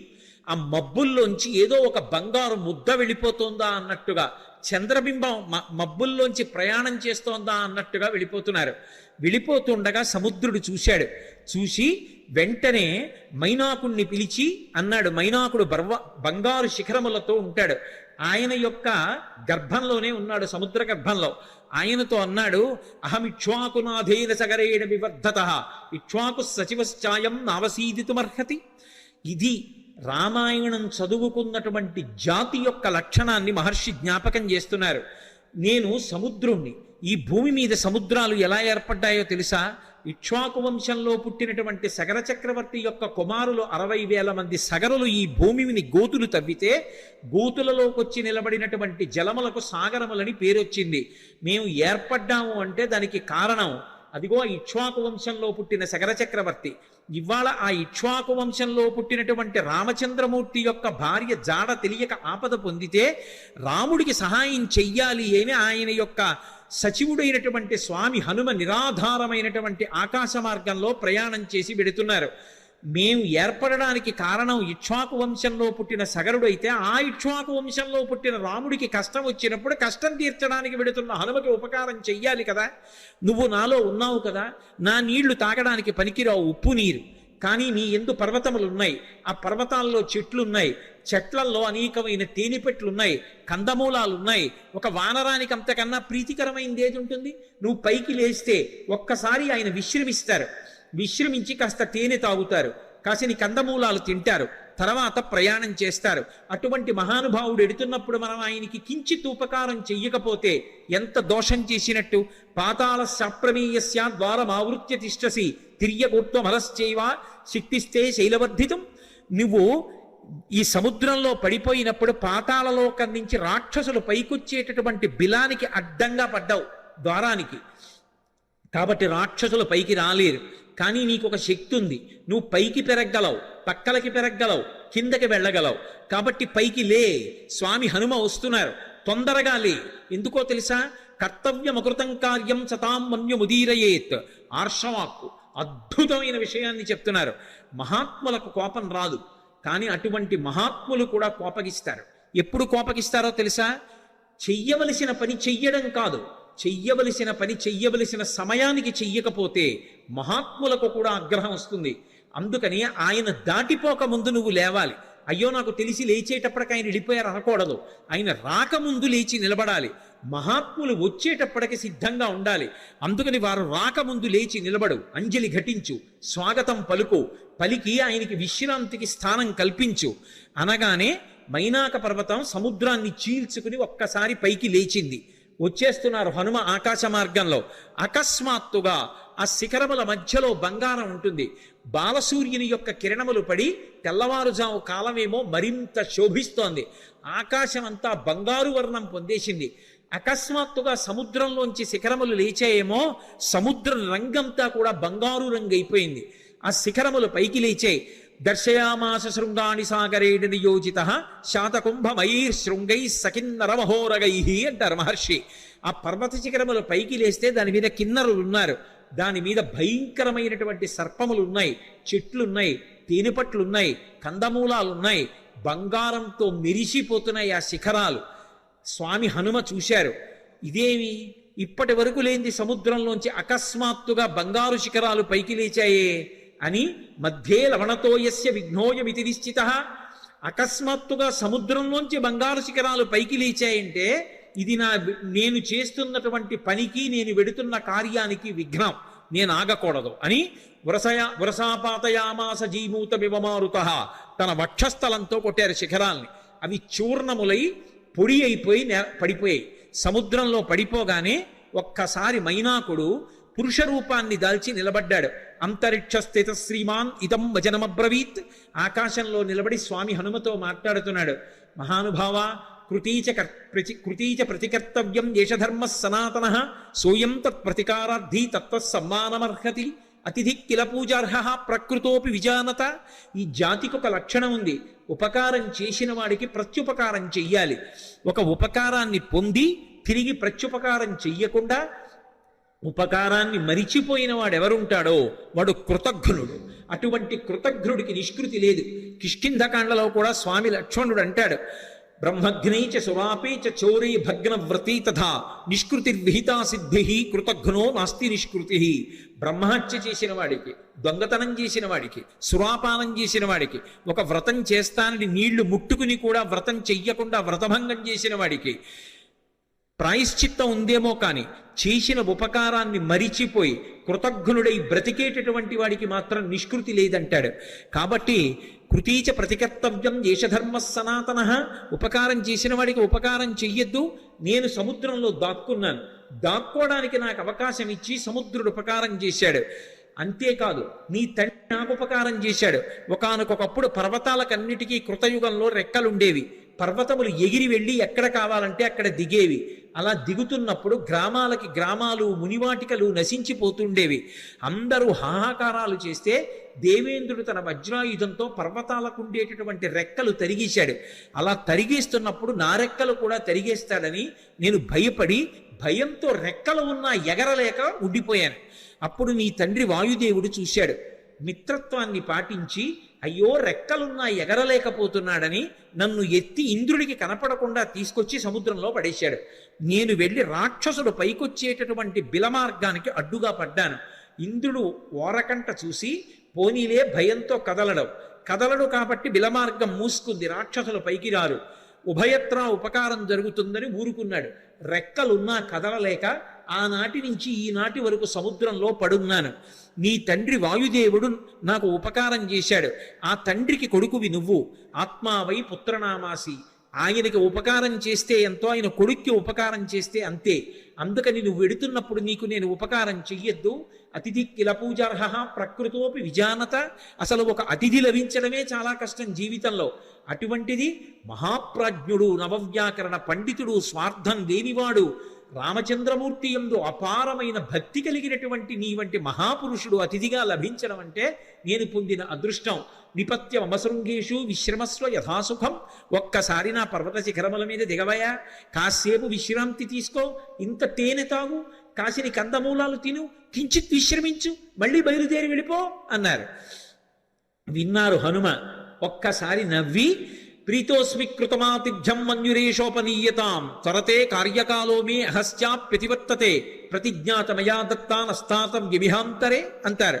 ప్రీతోస్మి కృతమాతిథ్యం, చాలా సంతోషం, మీరు నాకు ఆతిథ్యం ఇచ్చినట్టే, మీరు నాకు అన్నీ పెట్టినట్టే. కానీ అన్యురేషోపనీయతాం, మన్యువు పెట్టుకోకండి, అంటే కోపం పెట్టుకోకండి మనసులో. మీరు అన్న మాట నేను పాటించలేదని ఏమనుకోకండి. నేను ప్రతిజ్ఞ చేశాను, రామకార్యం మీద ఎక్కడా ఆగను. రామచంద్రమూర్తి విడిచిపెట్టిన బాణం ఎలా వెడుతుందో అలా వెడతానన్నాను. అలా వెడతానన్నవాడిని అలా వెళ్లకుండా మధ్యలో దిగి విశ్రాంతి తీసుకుని వెడితే రామబాణంలా వెళ్ళినట్టు ఎలా అవుతుంది? ఇది హనుమ యొక్క ప్రజ్ఞ. అంతటి ప్రాజ్ఞుడైన, అంత శక్తివంతుడైన, కేవలం నా ప్రయత్నం చేత సాధిస్తాననరు. రామచంద్రమూర్తి యొక్క సహాయం కావాలి. యథా రాఘవ నిర్ముక్త శరస్వసన విక్రమ, రాముడు వదిలిన బాణంలా వెడతాను. రామానుగ్రహం ఉండాలి. ఎవడైనా జీవితంలో వృద్ధిలోకి రావాలనుకున్నవాడు తాను చెయ్యవలసిన పని తాను చేస్తూ, తన ప్రయత్నం తాను చేస్తూ, ప్రయత్నానికి పక్కన భగవంతుని యొక్క అండదండలు కూడా కలగాలని కోరుకోవాలి. భగవంతుని యొక్క ఏ అనుగ్రహం లేకుండా కేవలం తన ప్రయత్నం వలన సాధిస్తాననుకోవడం మూర్ఖత్వం. ఎప్పుడూ అలా సాధించలేడు. ఈశ్వరుని యొక్క అనుగ్రహం తోడు కావాలి. అందుకే నేను కాదు, రాముడి విడిచిన బాణంలా వెడతాను, రామానుగ్రహం నా యందు నిలబడాలన్నారు. అందుకే మహానుభావుడు నేను రామబాణంలా వెడతానని ప్రతిజ్ఞ చేసి మధ్యలో ఆగలేను. అవతల వేళ దాటిపోతోంది, తొందరగా వెళ్ళాలి. ఏమనుకోకండి, ఎంత మర్యాదగా మాట్లాడతారో. ఒక్కసారి ముట్టుకున్నారు. ప్రీతోస్వీకృతమాతిథ్యం, మీరు నాకు ఆతిథ్యం ఇచ్చినట్టే. ఒక్కసారి ఇలా చెయ్యి వేశారు, ముందుకి దాటి వెళ్ళిపోయారు. సమస్త భూతములు ఆశ్చర్యపోయే, ఏమి ప్రజ్ఞావంతుడు! ఉపాసకుడు ముందు దైవాన్ని ఉపాసన చేయడం మొదలు పెట్టగానే ముందొచ్చేటటువంటి ప్రతిబంధకం ఏమిటంటే నమస్కారం. వద్దు మహాప్రభో అన్నా సరే వచ్చి కాళ్ళ మీద పడిపోతారు. ఎక్కడ కనబడితే అక్కడ నమస్కారాలు చేస్తారు. ఇవన్నీ బాగానే ఉన్నాయి, నా అంతవాడు ఎవడుంటాడని లోకంలో అనుకున్నాడో సతికిల పడి జారిపోతాడు. కాదు కాదు, ఇవన్నీ నమస్కారాలు ఈశ్వరుడికి చెందుతాయి. నేనంతటి వాడిని నిమిత్త మాత్రం అనుకున్నవాడు ఎవరున్నాడో వాడు వృద్ధిలోకి వస్తాడు. అందుకే మైనాకుడంతటి వాడు బంగారు శిఖరములతో పైకొచ్చిన ముట్టుకుని మర్యాదగా వెళ్ళిపోయారు తప్ప అక్కడ దిగలేదు, నిలబడలేదు. ముందుకెళ్ళిపోయారు. చూశారు, మహర్షులు చూశారు, గంధర్వులు చూశారు, కిన్నెర కింపురుషులు చూశారు, సిద్ధులు చూశారు, సాధ్యులు చూశారు. గబగబా నాగమాత సురస దగ్గరికి వెళ్ళారు. వెళ్ళి ఆవిడితో అన్నారు, అమ్మా అమ్మా ఆశ్చర్యం, అయం వాతాత్మజ శ్రీమాన్ ప్లవతే సాగరోపరి హనుమాన్ నామ తస్యత్వం ముహూర్తం విఘ్నమాచర. అమ్మా ఆశ్చర్యం చూశావా? స్వామి హనుమ సముద్రాన్ని లంఘించి వెళ్ళిపోతున్నారమ్మా. నువ్వు నాగమాతవి, సురసవి.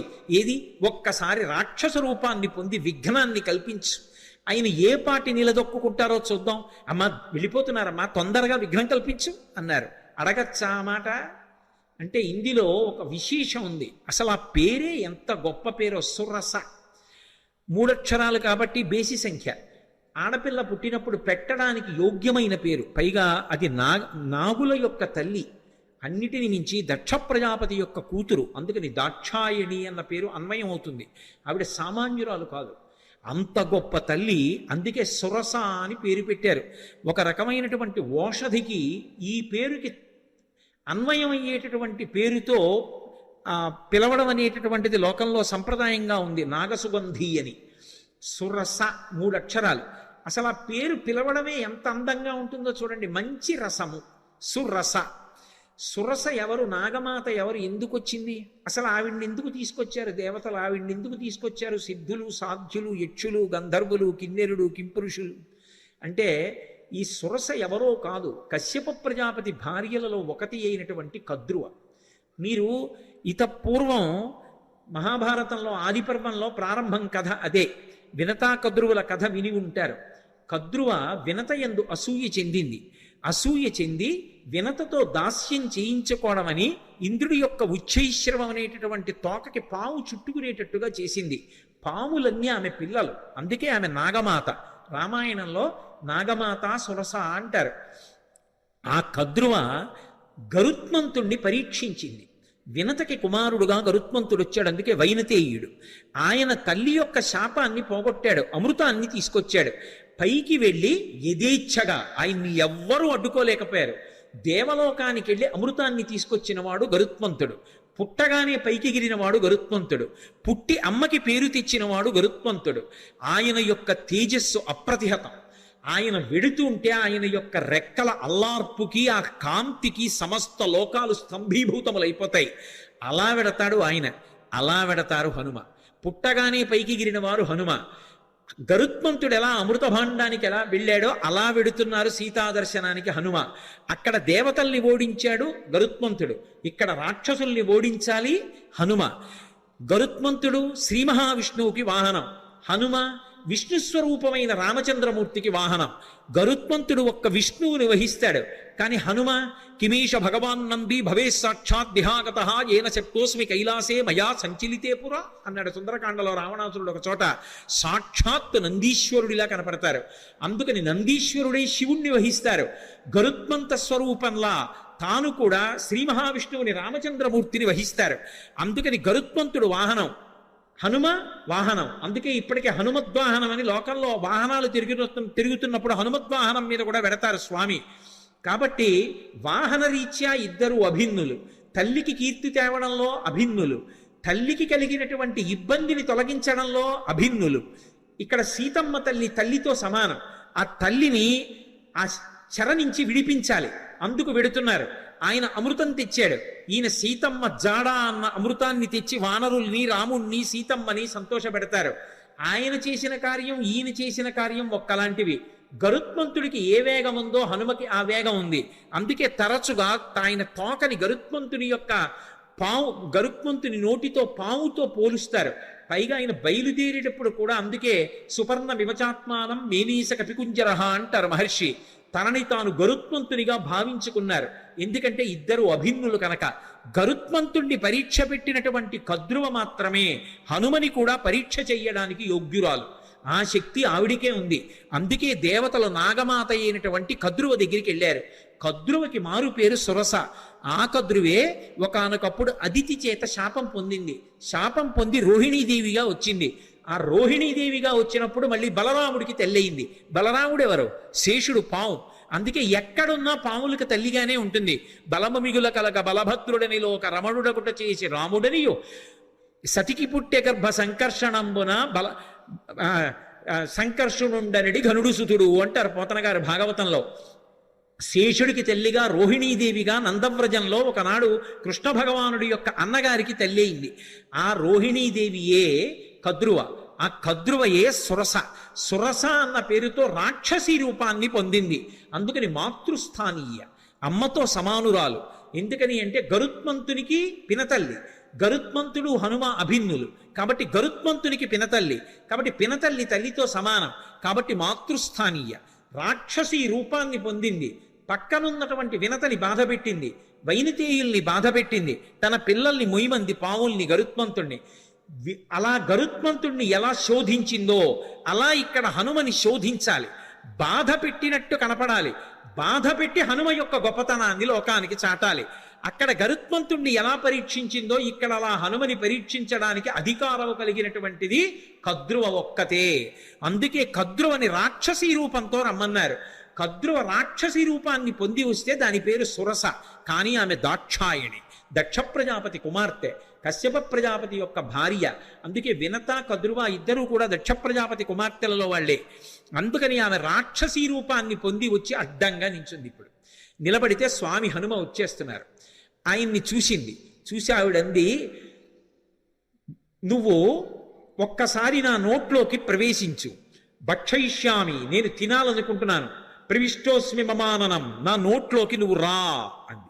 తినాలనుకున్న వాళ్ళు తినేస్తారు, అంతేకాని నా నోట్లోకి నువ్వు రా ఏమిటి అంటే పరీక్షిస్తోంది అక్కడ. అంతేకాని సింహిక తినేసినట్లు తినేయాలనుకోవడం ఆవిడ లక్షణం కాదు, శోధించడానికి వచ్చింది.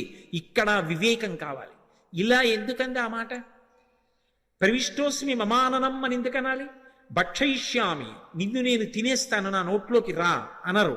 తినేయాలనుకున్న వాళ్ళు తినడానికి ఆపేస్తారు, వేగాన్ని ఆపి నోరు తెరిచి పట్టుకుంటారు.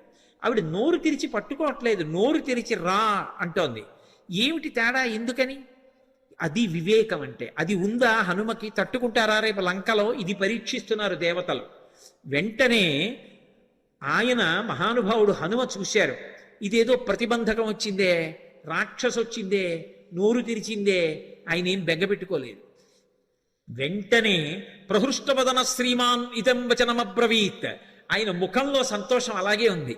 ఉపాసన చేసేవాడు దైవాన్ని చేరాలనుకునేవాడికి అనేకమైన కష్టాలు వస్తాయి.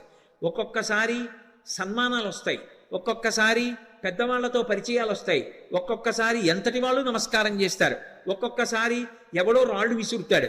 ఆ రాళ్ళు విసిరాడని బెంగపెట్టుకోకూడదు, పువ్వులు జల్లారని పొంగిపోకూడదు. రెండిటికీ తట్టుకోవాలి. సురస వచ్చి ఎదురుగుండా నిలబడింది రాక్షసీ రూపంలో.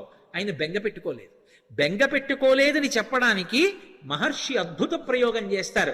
ప్రహృష్టవదన శ్రీమాన్ ఇదం వచనమబ్రవీత్. పరమ సంతోషంతో ఆవిడ వంక చూశారు. చూసి రామకథ చెప్తారు. హనుమ సుందరకాండలో 1కి 10 మాటలు రామకథ చెప్తారు, అందుకు వింటారు సుందరకాండ. కానీ చెప్పేటప్పుడు మళ్ళీ మొత్తం కథంతా చెప్పరు, ఎక్కడ ఎలా చెప్పాలో అలాగే చెప్తారంతే. ఒక్కొక్క చోట సంక్షిప్తంగా చెప్తారు. ఈ పరిస్థితుల్లో రామకథ వివరంగా చెప్పడం కుదరదు.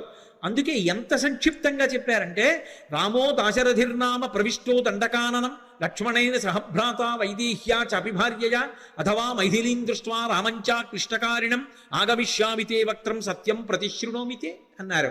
అమ్మ, దశరథ మహారాజు గారి కొడుకు రామచంద్రమూర్తి సీతమ్మతో కలిసి తండ్రిని సత్యమునందు నిలబెట్టడానికి అరణ్యవాసానికి వస్తే రాముడి భార్య అయిన సీతమ్మని రావణుడన్న రాక్షసుడు అపహరించాడమ్మా. ఆ సీతమ్మ జాడ కనిపెట్టడానికి వెడుతున్నాను, ఒక్కసారి సీతమ్మ జాడ తెలుసుకుని రామచంద్రమూర్తికి చెప్పి వచ్చి నీ నోట్లోకి వచ్చేస్తాను, నన్ను మన్నించమ్మా, వదిలిపెట్టు అన్నారు. ఆవిడ తినేస్తానంటలేదు, పట్టుకోవట్లేదు. ఆవిడంది కుదరదు, ఇది దేవతల వరం, అంటే నిన్ను పరీక్షించాలి, దేవతలు అడిగారు కాబట్టి నువ్వు నా నోట్లోకి వచ్చి వెళ్ళు అంది. నా నోట్లోకి వచ్చాక ఏమో నాకు ఆహారం అయిపోవచ్చు, నువ్వు పరీక్ష తట్టుకోలేకపోవచ్చు, కాబట్టి నా నోట్లోకి వచ్చి వెళ్ళు అంది. ఆయన అన్నారు, అలాగేనా అమ్మ, తప్పదా, అలాగే పెడతాను అన్నారు. పెద్ద శరీరం పెంచారు. ఆ శరీరం పట్టద్దు, ఆవిడ నోరు తెరిచింది. ఇంకొంచెం పెంచారు, ఇంకొంచెం నోరు తెరిచింది. ఆయన అపారమైన వివేకం ఉన్నవాడు, మహానుభావుడు హనుమంటే. సశింక్షిప్యాత్మనక్కాయం బభూవాంగుష్ఠమాత్రక. బొటన వేలంత చిన్నవారైపోయారు అకస్మాత్తుగా. సురస పెద్ద నోరు తెరిచి ఇంకా పెంచుతారనుకుంటోంది. ఆయన బొటన వేలంతా అయిపోయి చటుక్కున లోపలికి వెళ్ళి బయటకు వచ్చేసారు. అమ్మా, ప్రవిష్టోస్మిహితే వక్త్రం దాక్షాయణి నమోస్తుతే గమిష్యే యత్ర వైదేహీ సత్యం జాసీధరస్తవ అన్నారు. అమ్మా, నీ నోట్లోకి వెళ్ళమన్నావు కదా, ప్రవిష్టోస్మిహితే వక్త్రం దాక్షాయణి నమోస్తుతే. కనిపెట్టేశారు మహానుభావుడు, మహావివేకశాలి. అమ్మా, నువ్వు దాక్షాయణివి, దక్ష ప్రజాపతి కుమార్తెవి, కద్రువవి, సురసగా వచ్చావు, నన్ను పరీక్షిస్తున్నావమ్మా, నీకు నమస్కారం. నన్ను తినడం నీ ఉద్దేశ్యం కాదు, శోధిస్తున్నావంతే. అమ్మా, అనుగ్రహించమ్మా, నన్ను ఆశీర్వదించమ్మా, సత్యం దాసీధరస్తవ, నేను వెళ్ళి ఆ వైదేహి జాడ కనిపెట్టాలమ్మా అన్నారు. పొంగిపోయింది. గరుత్మంతుడిని ఎలా ఆశీర్వదించిందో అలాగే ఆశీర్వదించింది. అర్ధసిద్ధ్యై హరిశ్రేష్ఠ గచ్చ సౌమ్య యథాసుఖం సమాన విశ్వ వైదేహీం రాఘవేణ మహాత్మన. నాయనా, నీకు అభయం ఇస్తున్నాను, వెళ్ళు. సంతోషంగా బయలుదేరి వెళ్ళి సీతమ్మ జాడ కనిపెట్టి సీతారాముల్ని కలిపినవాడు హనుమ అనేటటువంటి అద్భుతమైన కీర్తిని పొందు అంది. సుందరకాండకున్న గొప్పతనం ఏమిటో తెలుసా? అక్కడ మైనాకుడు పైకొచ్చాడు. ఆయన ఏమి హనుమ ఆతిథ్యం పుచ్చుకోలేదు. పుచ్చుకోకుండా ఇలా ముట్టుకుని వెళ్ళిపోయారు. వెళ్ళిపోగానే పైకి తేలి ఉన్నాడు కదూ ఇంద్రుడు వచ్చాడు. ఇంద్రుడు రాగానే తన రెక్కలు తరిగేస్తాడనుకున్నాడు మైనాకుడు. ఆయన అన్నాడు, వచ్చి చూసి, హిరణ్యనాభ శైలేంద్ర పరితిష్టోస్మితే భృజం అభయంతే ప్రయచ్ఛామి తిష్ట సౌమ్య యథాసుఖం అన్నాడు. ఓ మైనాకుడా, నాకు తెలుసు నువ్వు సముద్రంలో ఉన్నావని. ఎప్పుడో అప్పుడు పైకొస్తావు, నీ రెక్కలు తరిగేద్దాం అనుకున్నాను. కానీ రామకార్యం మీద పెడుతున్న హనుమకి ఆతిథ్యం ఇవ్వడానికి నీ రెక్కలు తెగిపోయినా పర్వాలేదని పైకొచ్చావు. ఇవ్వాల నీకు అభయం ఇస్తున్నాను, నీ రెక్కలు తరగను, నువ్వు అలాగే సంతోషంగా కూర్చో, నీ జోలికి రానని వెళ్ళిపోయాడు. మీరు గమనించండి, రామకార్యం మీద వెడుతున్న వాడికి మాట సాయం చేస్తే సంపాతికి కాలిపోయిన రెక్కలు వచ్చాయి. రామకార్యం మీద వెడుతున్న వాడికి గుక్కెడు మంచినీళ్లు ఇవ్వలేదు, తాగలేదు. తాగమని అడిగినందుకు గాను ఉత్తర క్షణంలో ఉన్న రెక్కలు నిలబడ్డాయి భద్రంగా. రామ కథకి సుందరకాండకి ఉండేటటువంటి శక్తిని చెప్పకుండా చెప్తారు మహర్షి. ఇక్కడికి వచ్చేటప్పటికి సురసని దాటి ముందుకు వెళ్ళిపోతున్నారు. సురస అంటే ఎవరో కాదు, సంసారమే సురస. సంసారాన్ని దాటడం కాదు సుందరకాండ తత్వంగా చెప్పినప్పుడు. సంసారంలోకి ప్రవేశించనంటే కుదరదు. సంసారంలో ప్రవేశించకుండా నేను ఏదో అలా ఉండిపోతానండి అంటే అకస్మాత్తుగా కామము ధర్మమును విడిచి కాటు వేసిందా జారి కింద పడిపోతాడు. కామమునకు అర్థమునకు ధర్మం ఇచ్చి ధర్మము చేత కట్టు వెయ్యాలి. కట్టు వేసి సంసారమునందుండి సంసారమునకు అంటుకోకుండా సంసారాన్ని పరిశీలించి సంసారమునకు నమస్కరించి సంసారము యొక్క అనుగ్రహంతో వైరాగ్యాన్ని పొంది కొబ్బరి పెంకు కట్టుకున్న కొబ్బరి కురిడి అయిపోయిన తర్వాత విడిపోయినట్టు సంసారము నుండి విడివడాలి. అలా విడివడేటటువంటి ప్రజ్ఞ ఏది ఉందో అది సంసారములోకి వెళ్ళి పైకి రావడం, ఆ ప్రజ్ఞని ఆవిష్కరించడం, సురస నోట్లోకి వెళ్ళి పైకి రావడం. కాబట్టి మహానుభావుడు మనకి మార్గాన్ని నేర్పి, ఇది కదా సుందరకాండని పేరు పెట్టడానికి మహర్షి ఎంచుకున్నటువంటి అన్వయ క్రమం. లోపలికి వెళ్ళి పైకొచ్చారు, సురస ఆశీర్వచనం పొందారు, మరికొంచెం ముందుకు వెళ్ళారు. వెళ్ళేటప్పటికీ అకస్మాత్తుగా ఆయన యొక్క గమనం కుంటుపడిపోయింది.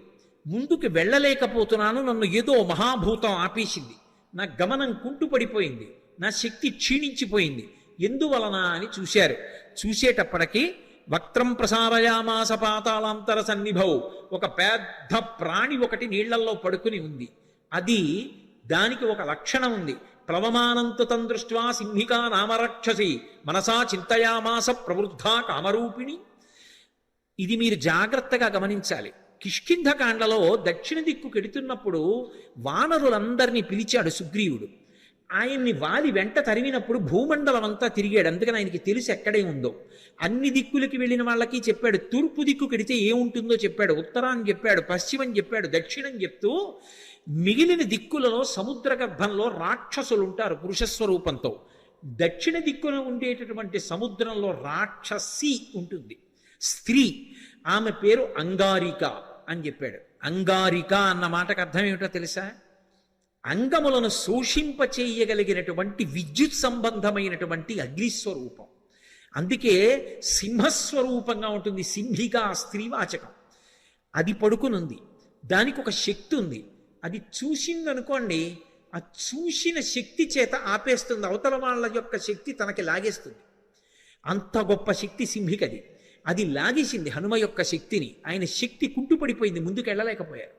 ఆగిపోయి కిందకి చూశారు. ఏమి ఆపింది నన్ను అని చూశారు. ఒక్కసారి ఊర్ధ్వమూల మధశ్చైవా వీక్షమాణస్తతకపి దదృశీస మహత్సత్వా ఉద్ధితం లవణాంభసి తదృష్ట్వా చింతయామాస మారుతిం వికృతానినం కపిరాగేన కదితం సత్వమద్భుత దర్శనం. ఓసారి కిందకి చూశారు, పైకి చూశారు, పక్కలకి చూశారు, నీటిలోకి చూశారు. పెద్ద నోటితోటి మహాప్రాణి ఒకటి పడుకునుంది. గమనించారు. ఓ, దీని గురించే సుగ్రీవుడు బయలుదేరే ముందు చెప్పాడు. ఒక మహాప్రాణి దక్షిణ సముద్రంలో కనపడుతుందని చెప్పాడు. అది పైన వెడుతున్న వాణ్ణి కూడా దూరం నుంచి చూసి కూడా వాడి శక్తిని లాగుతుందని చెప్పారు. ఇదేనమాట. దీన్ని ఉపేక్షించకూడదు. ఇది చంపే లక్షణం ఉన్నది. సురస చంపదు. ప్రవేశించి బయటికి వెళ్ళొచ్చు, అనుగ్రహించడానికి వస్తుంది. సంసారం చంపేయడానికి రాదు. సంసారాన్ని సక్రమంగా వినియోగించుకోగలిగిన వాడు ధర్మం చేత అర్ధకామములను ముడివేసి చక్కటి వైరాగ్యాన్ని పొంది వానప్రస్థుగా మిగిలిపోయి ఈశ్వరుడికి దగ్గరవుతాడు. సంసారాన్ని ఉపయోగించుకోలేని వాడు సంసారం పెట్టిన పరీక్షకి లొంగలేక ఇది నేననుకుని బరువు పెంచుకుని సంసారమునందు మగ్నుడైపోతాడు. తట్టుకోగలిగిన వాడు సంసారంలోకి వెళ్ళి కామాన్ని అర్థాన్ని ధర్మంతో ముడిసి తరిస్తాడు. అందుకని అది పరీక్షిస్తుంది, అది అనుగ్రహిస్తుంది. అందుకు నమస్కరించారు. సింహిక అనుగ్రహించదు, చంపేస్తుంది. అందుకని దీన్ని విడిచిపెట్టకూడదనుకున్నారు. వక్త్రం ప్రసారయామాస పాతాళాంతర సన్నిభం సంక్షిప్య ముహురాత్మానం నిష్పపాత మహాబల. ఒక్కసారి శరీరం పెంచారు, మళ్ళీ సురస పెంచినట్టే సింహిక కూడా పెద్ద నోరు తెరిచింది. చూశారు, ఒక్కసారి మళ్ళీ చిన్న రూపాన్ని పొంది లోపలికి వెళ్ళిపోయారు. సమస్త భూతములు భయపడ్డాయి, అమ్మోది మింగేస్తుందని. వెళ్ళిపోయి సింహకి యొక్క మర్మావయవములు ఎక్కడ ఉన్నాయో చూశారు. మర్మస్థానములు, ప్రాణములు దేని మీద ఆధారపడి ఉంటాయో వాటిని మర్మస్థానములు అంటారు. అటువంటి మర్మస్థానములను చూశారు. ఆ గుండె, ఊపిరితిత్తులు అటువంటి వాటిని తుంచేశారు. తుంచేసి చటుక్కన పైకొచ్చారు. ఆ ప్రాణి నీటి మీద తేలిపోయి మరణించింది. చాలా సంతోషం అనుకున్నారు. పైనుంచి దేవతలు, గంధర్వులు, మహర్షులు అందరూ పుష్పవృష్టి కురిపించారు. బయలుదేరి మహానుభావుడు ముందుకి వెళ్ళిపోతున్నారు. ఈ సింహిక ఘట్టం తత్వత చాలా గొప్ప ఘట్టం. ఎందుకనంటే సముద్రానికి ఒక లక్షణం ఉంటుంది. సముద్రం లోపల బడబాగ్ని ఉంటుంది. ఆ బడబాగ్ని ఉంటుందని మనకి శాస్త్రవాక్కు. అది సంక్షుభితం అవుతుంది. సముద్రం లోపల విశేషమైన కదలికలు వచ్చాయనుకోండి, ఆ కదలికలకి ఏం చేస్తుందంటే అది ఒక మహాశక్తిని ఆవిర్భవింపచేస్తుంది. ఆ మహాశక్తి మెల్లమెల్లగా సముద్రంలో ఏర్పడి విస్తరిస్తుంది. విస్తరిస్తూ అది ప్రచండ వేగంతో బయటికి వస్తుంది. వచ్చినప్పుడు అది బడబాగ్ని రూపంలో, విద్యుతాగ్ని అంటారు, ఆ విద్యుతాగ్ని రూపంలో బయటికి వస్తోంది అనుకోండి.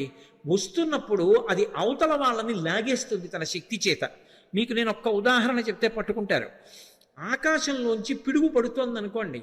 పిడుగు పడుతున్నప్పుడు టీవీ చూస్తున్నారు అనుకోండి, అది మన ఇంటికి చాలా దగ్గరగా పడితే యాంటెన్నా లాక్కుంటుంది. యాంటెన్నా లాక్కుంటే టీవీలోకి వస్తుంది. టీవీలోంచి ఆ బడబాగ్ని, ఆ విద్యుత్ యొక్క శక్తి ఒక్కసారి ముందుకొచ్చి ఆ ఎదురుగుండా కుర్చీలో కూర్చుని చూస్తున్నటువంటి వాడి యొక్క తేజస్సుని, ప్రాణాన్ని లాగేస్తుంది. లాగేస్తే కూర్చున్నవాడు కూర్చున్నట్టు శరీరం వదిలేస్తాడు. ఓ 2 సంవత్సరాల క్రితం కాకినాడ పట్టణంలో అలా జరిగింది కూడా ఒకరికి. అది దానికి ఉన్న శక్తి, అది కేవలం చూసి, అంటే దాని యొక్క శక్తి ప్రసరణం చేస్తా ఆపేస్తుంది, లాగేస్తుంది, శక్తిని లాగేసుకుంటుంది. అటువంటి శక్తికి సింహిక అని పేరు. అది రాక్షసీ శక్తి. దాన్ని ఆపడం కుదరదు, దాని లోపలికి వెళ్ళడం కుదరదు. దాన్ని పూజించి పరీక్షించి దాని చేత అనుగ్రహాన్ని పొందడము సాధ్యం కాదు.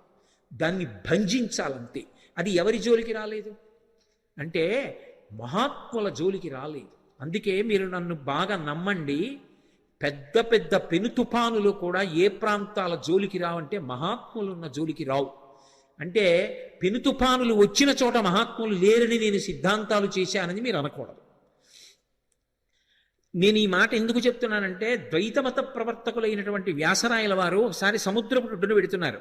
పెద్ద తుఫాను వస్తోంది, ఓడ ఊగిపోతోంది సముద్రంలో, ఇక మునిగిపోవడానికి సిద్ధంగా ఉంది.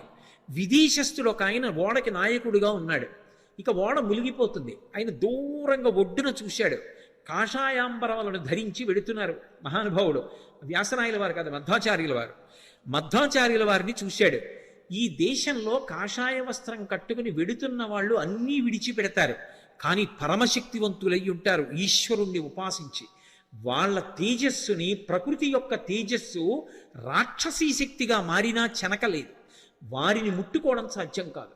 ఈ తుఫాను ఓడని పడగొట్టగలదేమో కానీ ఆయనని మాత్రం చెనకలేదు. దానికి ఆ శక్తి సరిపోదు. ఆయన తేజస్సు ముందు దీని తేజస్సు నిలబడదు. ఆయనే అనుగ్రహించాలని ఓడలోంచి అరిచాడు, రక్షించండి రక్షించండి అని. ఒక్కసారికి తిరిగి చూశారు మధ్వాచార్యుల వారు. కరుణార్ద్ర హృదయులు. ఓడ ఊగిపోతోంది. వెంటనే ఆయన తన భుజం మీద ఉన్న బట్ట తీసి ఇలా ఊపారు. ఊపి ఆగో అన్నారు. ఆగిపోయింది తుఫాను. ఓడ నిలబడింది. అతను పడవలో ఒడ్డుకొచ్చాడు. మధ్వాచార్యుల వారి కాళ్ళ మీద పడి, మీరు ఒక్క మాట అంటే తుఫాను ఆగిపోయింది, విద్యుదాగ్నికి విద్యుదాగ్ని మీరు, మీ తేజస్సు ముందు దాని తేజస్సు నిలబడదు. అందుకే హనుమని చెనకగలిగాయా ఏమైనా? మహాత్ముల్ని చెనకలేవు ప్రకృతి శక్తులు కూడా.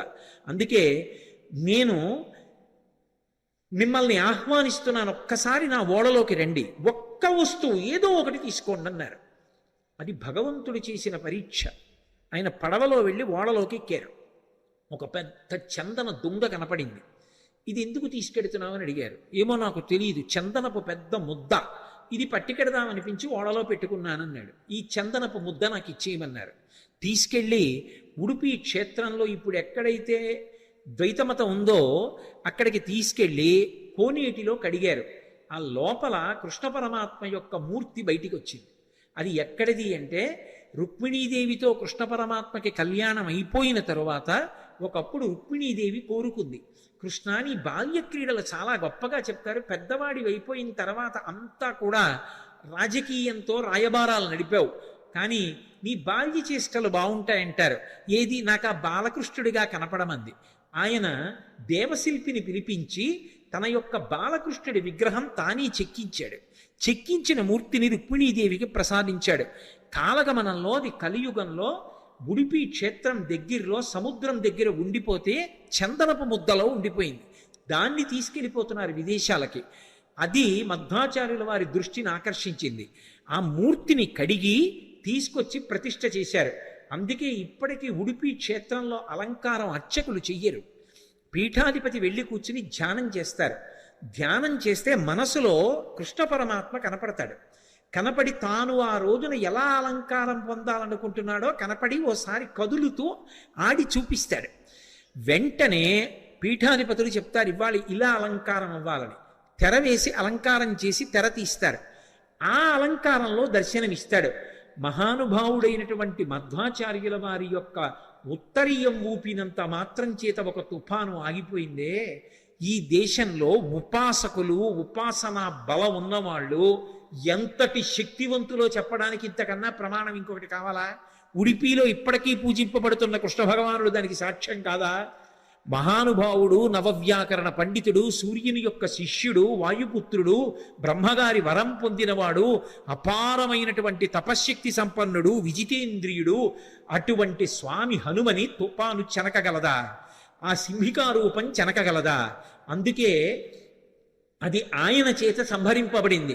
సంహరించే వాటిని, ప్రమాదములు తెచ్చే వాటిని కూడా నిలబెట్టగలిగిన ప్రజ్ఞ కలిగినటువంటి మహాపురుషులు ఈ దేశంలో ఉన్నారనడానికి రామాయణం ప్రబల సాక్ష్యం.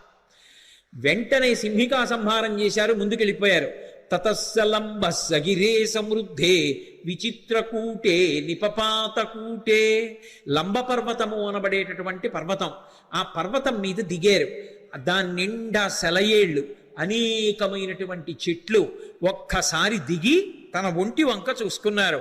ఓహో, రామానుగ్రహం ఉండాలి, కానీ ఇటువంటి నూర్లు ఎన్నైనా దాటుతానన్నారు. మీతో నేను మనవి చేశాను, సుందరకాండ మీద ప్రవచనం చేసేటప్పుడు ఏదో ఒక మంగళప్రదమైనటువంటి ఘట్టం దగ్గరికి వస్తే తప్ప ఆపకూడదు. మిగిలినవి నేను సమయం చూసుకుని ఆపగలను, కానీ సుందరకాండ ప్రవచనం అలా చేయడానికి వీల్లేదు. సుందరకాండ ప్రవచనం చేస్తే మంగళప్రదమైన ఘట్టం దగ్గర ఆపాలి. అందుకే స్వామి 100 యోజనముల సముద్రాన్ని దాటి ఆవలి ఒడ్డుకి దక్షిణ తీరాన్ని చేరి లంబపర్వతం మీద దిగి సంతోషంగా ఉన్నారు. లంకాపట్టణాన్నంతటినీ చూస్తున్నారు. మొదటి రోజు ఆయన చేసినటువంటి కార్యము సఫలీకృతమైంది అన్న శుభవార్త దగ్గర ఇవాల్టి ప్రవచనాన్ని పూర్తి చేస్తున్నాను. ఈ సందర్భంగా నేను మీతో ఒక మాట మనవి చేయవలసి ఉంటుంది. సుందరకాండలో మొదటి రోజు జరిగేటటువంటి ఘట్టములు పరమశక్తివంతములు, అందులో తిరుగులేదు. ఎందుకంటే మొట్టమొదటి రోజు జరిగేటటువంటి ఉపన్యాసం అంతా కూడా ఇవాళ చెప్పినటువంటిది నేను ఎన్ని సర్గలు చెప్పానో తెలుసా? ఎంతో కష్టపడి ఎన్నో శ్లోకాలు వదిలేసి గబగబా పరిగెడితే ఒక్క సర్గ నేను పూర్తి చేశా. ఒక సర్గ అయింది ఇప్పటికి. అసలు నిజానికి ఒక శ్లోకంలో ఒక పాదం అయితే గొప్ప, అటువంటిది ఒక సర్గ పూర్తి చేశాను. అందుకే సిద్ధి సర్గలు వస్తాయి. సిద్ధి సర్గలు వస్తే పరమశక్తివంతం అంటారు. సుందరకాండ అంతా పారాయణ చేసినా, అంతా విన్నా, సశాస్త్రీయంగా పూజ చేస్తే ఏ ఫలితం వస్తుందో సిద్ధి సర్గ కోసం పెడతారు, సుందరకాండ కోసం. రేపు బహుశః అన్న మాట ఎందుకు అంటున్నానో తెలుసా? నా మీద నాకు కూడా నమ్మకం ఉండదు. ఎందుకంటే సిద్ధి సర్గ వరకు చేరడం అంటే మాటలు కాదు. రేపటికి సిద్ధి సర్గ పూర్తి అవ్వాలి, లేకపోతే 5 రోజుల్లో పూర్తి చెయ్యాలి. దేశ సంఖ్యలో అవ్వాలి సుందరకాండ. 5వ రోజుకి నేను పూర్తి చేయలేకపోయాను అనుకోండి, నేను ఇంకో 2 రోజులు ఉండాలి. నా తర్వాత కార్యక్రమాలన్నీ రద్దు చేసేయాలి. చేసేసి 2 రోజులుండి 7వ రోజు పట్టాభిషేకం చెప్పాలి. అందుకని 5వ రోజుకి నేను పట్టాభిషేకం చేరాలి. అంటే రేపటికి సిద్ధి సర్గ చేరాలి. సిద్ధి సర్గ అంటే హనుమ సీతమ్మని దర్శనం చెయ్యాలి. ఆ హనుమ సీతమ్మని దర్శించిన, సీతమ్మ హనుమని చూసిన రెండూ సిద్ధి సర్గలే. రామాయణంలో పరమశక్తివంతమైనటువంటి సర్గలుగా చెప్తారు. ఇక్కడి నుంచి వచ్చే ఘట్టాలు అపారమైనటువంటి శక్తివంతాలు. అందుకే కొన్ని చెప్పేటప్పుడు ఏం చేస్తారంటే ప్రవచనాన్ని కూడా ఒకసారి ఆపుతాం. ఆపి 10 మందికి, ఇంతమంది వింటున్నప్పుడు అందరి యొక్క క్షేమం కోసం, ఆ తేజస్సు ప్రవేశించడం కోసం కొబ్బరికాయ కొట్టి నైవేద్యం పెట్టి హారతిచ్చి చూపించి మళ్ళీ కలుపుతారు ప్రవచనాన్ని. రేపటి రోజున బహుశः సిద్ధి సర్గ రావచ్చు. నేను తెలిసి కొన్ని విషయాలు చెప్పకుండా దాచకూడదు. జనం కోసం ప్రవచనాలు చేయడం నా జీవితంలో నాకు అలవాట్లేదు. కానీ అది మంచిదైనప్పుడు చెప్పకుండా నేను ఉండకూడదు. రేపు సిద్ధి సర్గ జరుగుతుంది. సిద్ధి సర్గ అంటే హనుమ సీతమ్మ దర్శనం అవుతుంది. అది పరమాద్భుతమైనటువంటి విశేషం. కానీ 8:30 అవుతోందని వాచీలు చూస్తే నేనేమీ చేయలేను. ఎందుకనంటే నాకు కూడా అంత తేలికైన విషయమేం కాదు. ఎంత అలసట కలుగుతూ ఉంటుందో అన్ని గంటలు మాట్లాడడం అంటే. అయినా ఒక్కొక్కటి చెప్పడమే నా జీవితానికి సార్థక్యం. అంతకన్నా ఏం కావాలి ఈ జీవితానికి అని చెప్పడం తప్ప ఏదో ప్రయోజనం కోసం కాదు. కాబట్టి రేపటి రోజున సిద్ధి సర్గ. అందున విశేషించి రేపటి రోజు ఎటువంటి రోజు? రేపేం వారం? ఏం వారం? శుక్రవారం. శుక్రవారం దేంతో కలిసింది? పౌర్ణమి వెళ్ళిన పాడ్యమి. పౌర్ణమి వెళ్ళిన పాడ్యమి శుభం పలుకుచుండు అని శాస్త్రంలో. అటువంటి పాడ్యమి నాటి శుక్రవార ప్రదోష వేళలో సుందరకాండ చెప్పి సిద్ధి సర్గ పూర్తి చేస్తాను బహుశः, సీతారామ అనుగ్రహంగా, హనుమద్ అనుగ్రహంగా. కాబట్టి రేపు ఖచ్చితంగా 6:30 ప్రవచనం మొదలైపోతుంది. అంటే వీలైతే నేను 5 నిమిషాల ముందు మొదలు పెట్టేస్తాను.